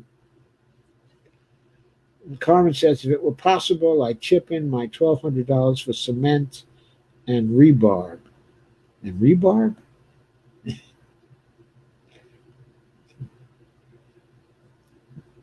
Kay says, do any of you follow Nick Hanauer and his Pitchfork podcast? No, I don't actually follow it. I suppose I would like it because generally I like things that Nick writes and has to say.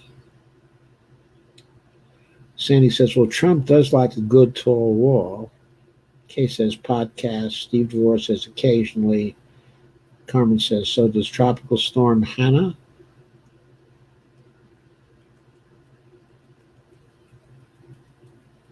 I scroll too much, sorry.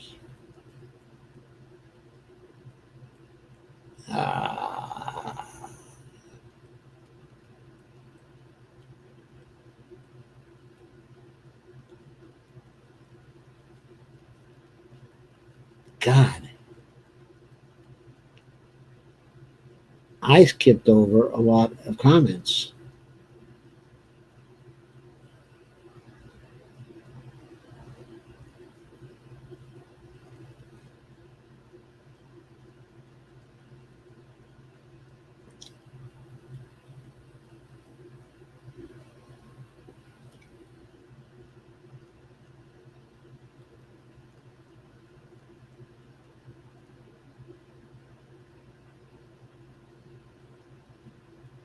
God, that scrolling really put me behind. I'm sorry, folks. I'm still trying to find out where I was.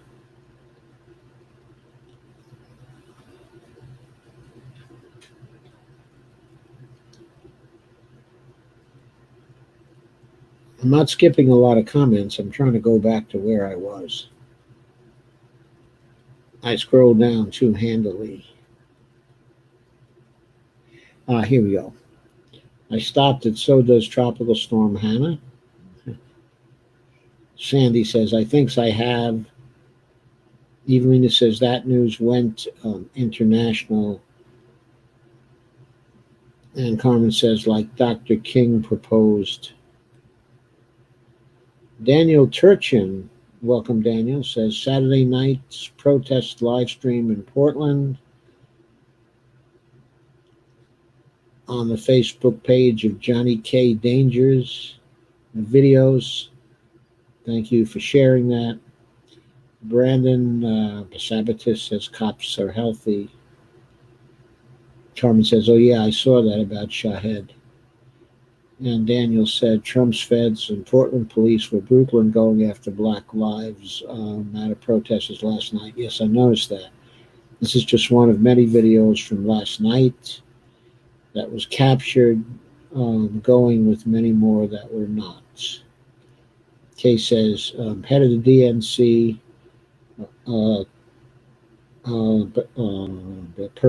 Tom Perez was on Tom Hartman today, and they are in no way prepped for a fascist takeover by Rump.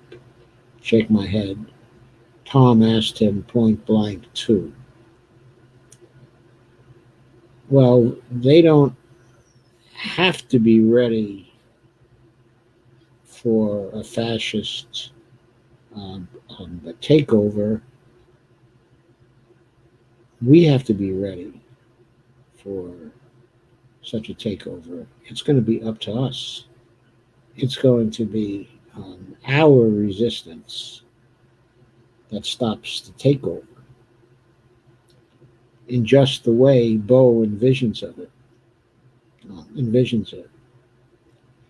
And Daniel says, the Vietnam vet pepper sprayed by Trump's mob cops. Yeah, I know. Steve Gonzo says Bernie Sanders delegates mount a convention rebellion over Medicare for all. These 360 Democratic delegates, mostly his supporters, have signed a pledge to oppose the Democratic platform unless it endorses single payer. I saw that too. I don't know what it means to oppose the platform, to fail to endorse the platform, unless it endorses a single payer.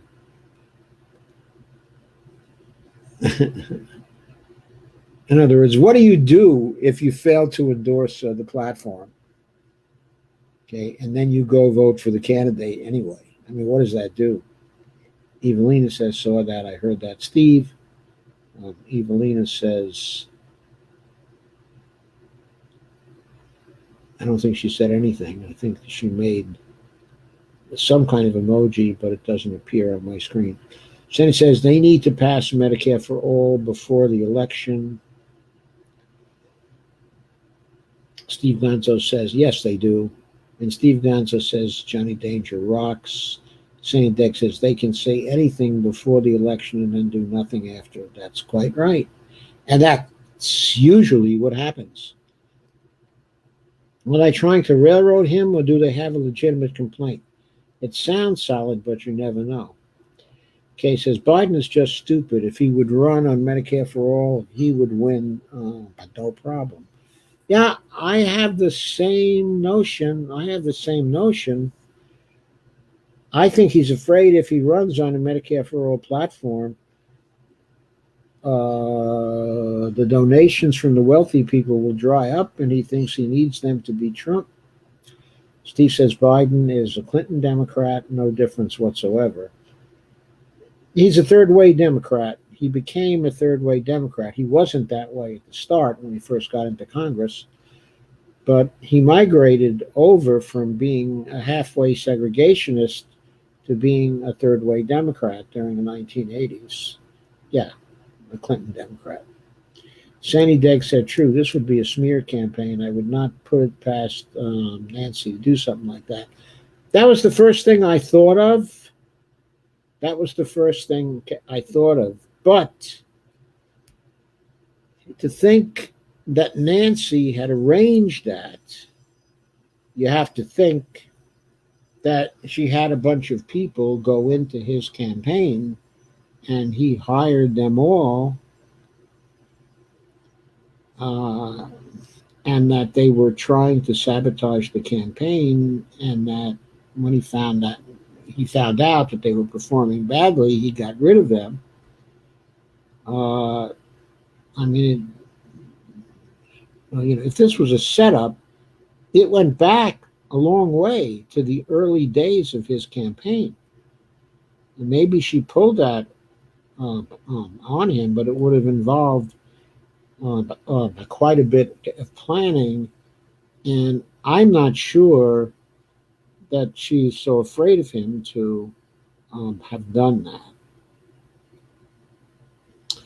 And Carmen says, I smell a saboteur. Yeah, I think we all did. I smelled that too. I thought that was a smear as well. Carmen says, took him long enough to discover he was tough.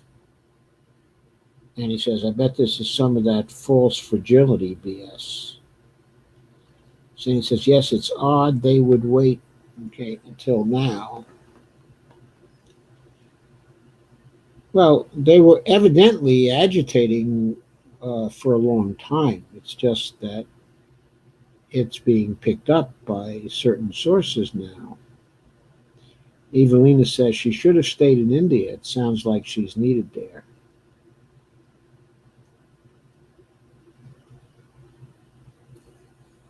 And Steve says MLB already has a COVID-19 program. This is Steve Gonzo.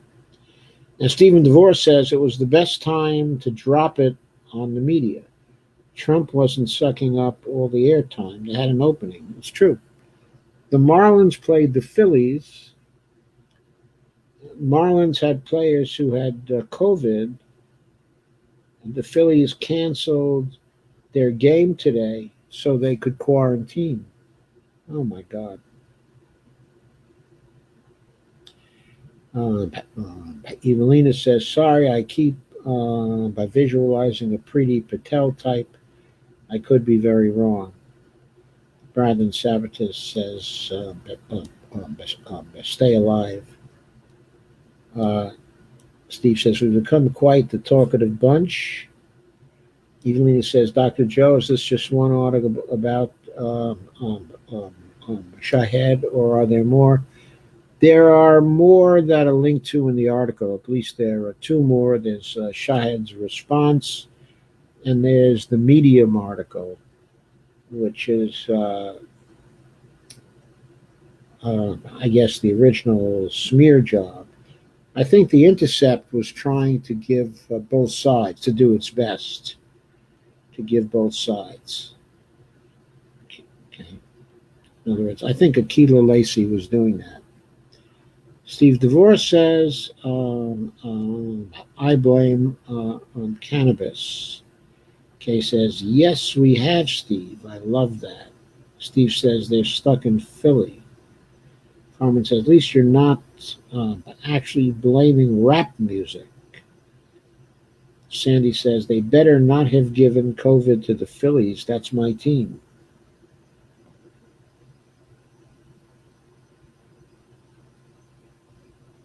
Evelina says, oh boy, does not look good for Shahid then. No.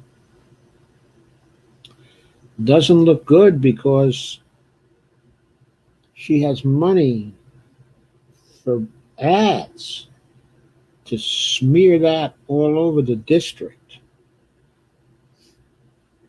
And that district is very identitarian.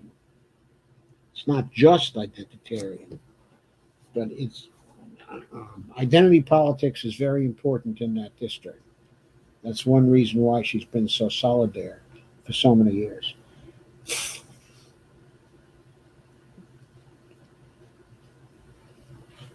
It was important for a male candidate challenging her to be above reproach. And I frankly thought that Shahid was above reproach in that respect. I'm shocked that there are stories that are circulating about him. I'd feel much better about it if a lot of people from the Electronic Frontier Foundation, where he previously worked, and other places, where he previously worked, came out and disputed the kinds of statements, that are being made about him now. Kay says, that is sad. I was hoping to get Pegosi out for good. Well, we still may be able to get her out of the speakership. In other words, even if he loses, if we get enough of the progressives in there, she still could lose the vote to be speaker in 2021. Evelina says, Steve Gonzo said to Steve DeVore, that's my cue, #fire it up. Evelina says, we all did, Dr. Joe. We're counting on Shahid to unseat Pelosi. Steve says, sounded better than vape it up, laugh out loud. Kay said, hopefully people out there are paying attention to it all and can still make the right choice. Kay says, some GOP voters are dumb as a box of rocks. And Avril says, Carmen says, fascists move fast. Well, they try to move as fast as they can, but their institutions have been slowing Trump down. They have been slowing Trump down. The question is, can they continue to slow him down enough that we can get to November 3rd and that there will be enough contending forces trying to rig that election that they will cancel each other out and that there will be an overwhelming victory for his opposition. Once that occurs, he's gone. In other words, if there is an election and it's clear, okay, an election night. In other words, if it's 440 votes, 440 electoral votes to some, what is it, 535 altogether, to 95, okay, or to yes, 440 to 95 electoral votes. Then, but Trump is out. He really won't be able to contest that. I mean, he'll try, but he won't be able to contest that. And the other people in the Department of Homeland Security are not going to support him contesting that. And the reason why they won't is because their jobs will be on their line. If they go to the wrong side on this, if he's lost, and it's clear to everybody that he's lost, and that on January 20th, he's out, they're not going to obey him in any coup attempts or anything like that. Because if the coup attempt should fail, they don't have jobs anymore. Everybody says, hi, Bonnie. Evening, Bonnie. Brandon says, thanks, man. And Kay says, Joe, they want to shut down the German government. Evelina says, a reason, they think the government is lying about the pandemic to suppress them. It's crazy. Daniel says, scratch and dent models go cheap. Stephen DeVore says, getting high, medicated on the trail, stoned, and everything else has been called. Mary Jane, I've never heard once from any age group. It only exists in text about cannabis. School was a lot of fun, laugh out loud. Evelina put in another emoji that I can't see at 10:51. Steve Wolfbrand says, geez, how many Steves are on their thread, for Christ's sake? There's Steve Wolfbrand, Stephen DeVore, Steve Gonzo, spelled a little differently, and one of our Steves is missing. We normally have a fourth Steve, or maybe he'll still be here. Steve Gonzo says, unknown knowns drones. Stephen DeVore says, here's a Stephen. Stephen DeVore says, I bet Joe will skip over a lot of my comments. Hi, Dr. Joe. Did I skip over a lot of your comments, Stephen? DeVore, I don't think so. Avro Carmen says, when we all get evicted, we're coming to stay with Bonnie and Joe in Virginia. Thanks, guys. I got this tiny 3-bedroom apartment. They'd have to sleep under the dining room table. You'd have to sleep under the dining room table. Evelina says, serves you right, laugh out loud. Steve says, I think the election will be so messy and chaotic, the results will be nullified. Steve Gonzo says, the bottom lines matter. Hashtag BLMR's translation, bottom lines matter. Russ says, I'm turning in. See you tomorrow. Have a good night, Russ. Nikki King says, I'm getting within 20 minutes of finishing. I guess that's what happens when you create a group who think they can demand immediate subservience. Steve says, good night. Stephen Wolfbrandt, that is. Evelina says, depends which way they go. Stephen DeVore says, will Virginia let you in? Will they have armed forces at the borders? If COVID really gets out of hand, who knows what some people will do, especially when they get scared. Yeah. Evelina says, what are you referring to, Nikki? Sandy says, Murphy is pretty good. And Nikki says, oh, just cops being brutal. Kay says, by the way, Steve, I found that status quo clip and posted it on Tim Black's news group today for you. So it's out there. Steve Wolfbrand says, oh, great. Thanks, Kay. Such a sad story. But Jordan raised a lot of money for Anthony. That was good of Jordan. Carmen says, seems the only ones on our side is the Lincoln Project. However, I know they're not down for the public either. No, they're not. Kay said, well, I wasn't sure they would post it for me, but they did, and I put your first name on it. Said I was posting for you. Steve sent 4 hearts. And Daniel Turchin says, scroll down again. Where are those 4 hearts again? Here.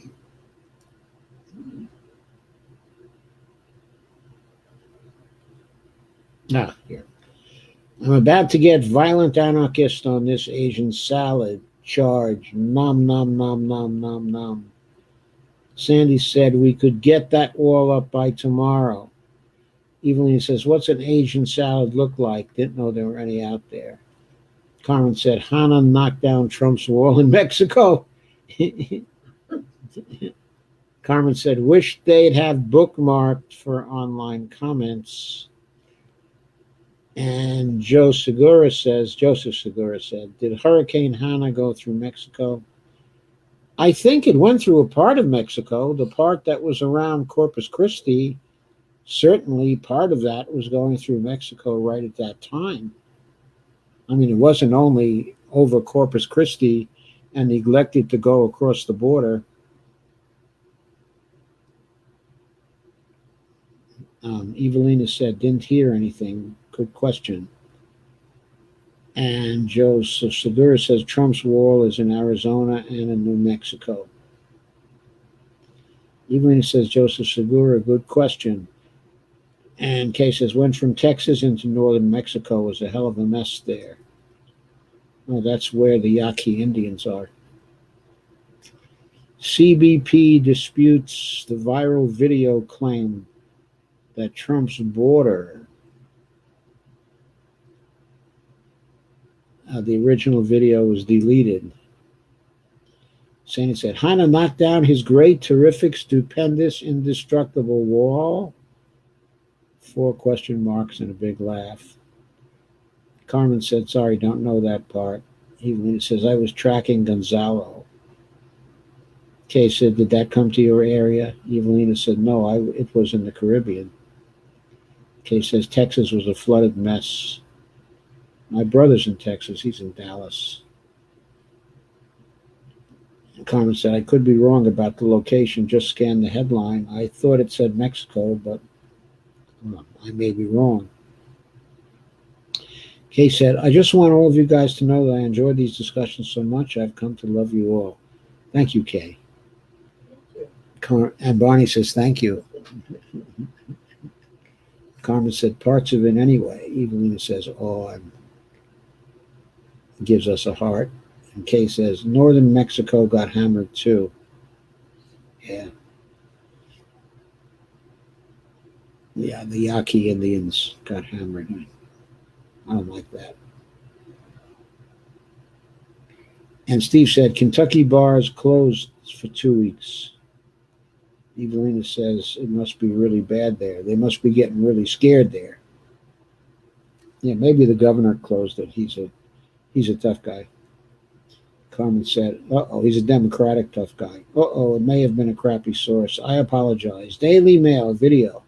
Shocking moment. Tropical storm Hannah knocks down U.S. border wall. Good. Thanks for the link. Sandy says, bunk beds for everyone. Daniel Turchin said, I saw a legal discussion. God damn it. Flicked again. I saw a legal discussion of Trump's contesting where Pence is the captain of the House with a majority GOP Senate will put him back in for 4 more. Can you tell me more about this? Well, I can tell you what I think about it. If there's a big margin in the Electoral College, it really doesn't matter whether Pence is the president of the Senate. Okay, Pence is not the captain of the House anyway. There's no such thing as the captain of the House. There's the Speaker of the House. Now, there is a president of the Senate, and when the vice president is there, he presides over the Senate. So Pence can preside over the Senate. But having a majority GOP Senate is not going to put Trump in for 4 more. So if you have the link to the legal discussion, okay, I'd be happy to see it. But in the scenario we seem to be heading for now, Trump is not going to get a sufficient number, okay, of electoral votes to throw this contest into the House or the Senate. That's not going to happen. It could happen, of course, if everything tightens up, but I don't see that happening right now, especially not after they get through passing this stupid bill and taking $1,738 a month away from all of the unemployment people.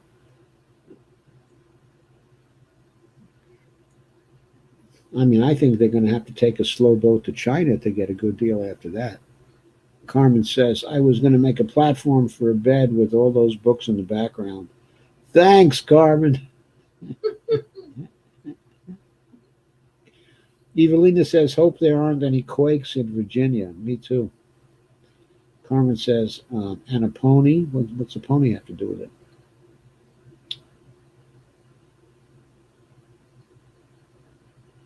I saw a post from W. Kamau Bell, who does United Shades of America Today, too, about a small black farmer who has a GoFundMe page, too.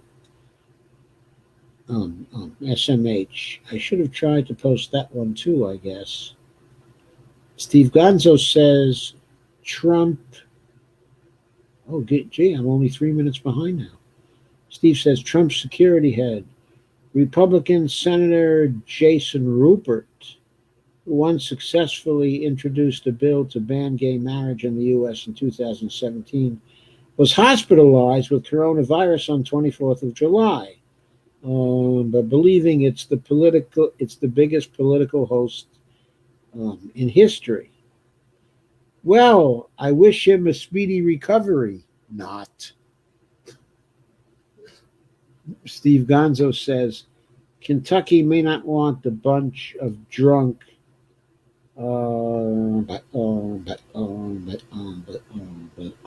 BW militia groups at the Brianna protests. Yes, they may instead want a bunch of sober militia groups at the Brianna protests. Daniel Church said, I couldn't find the link, and it was months ago, and I'm old, and I don't remember right all the time. But thanks for a response. Well, Daniel, I'm old too. So I don't mind old.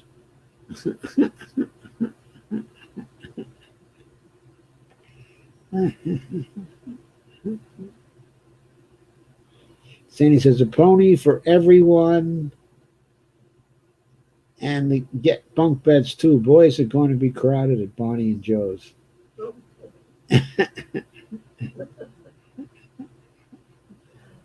Steve Gonzo says, cracks me up hearing Bonnie Firestone giggle in the background.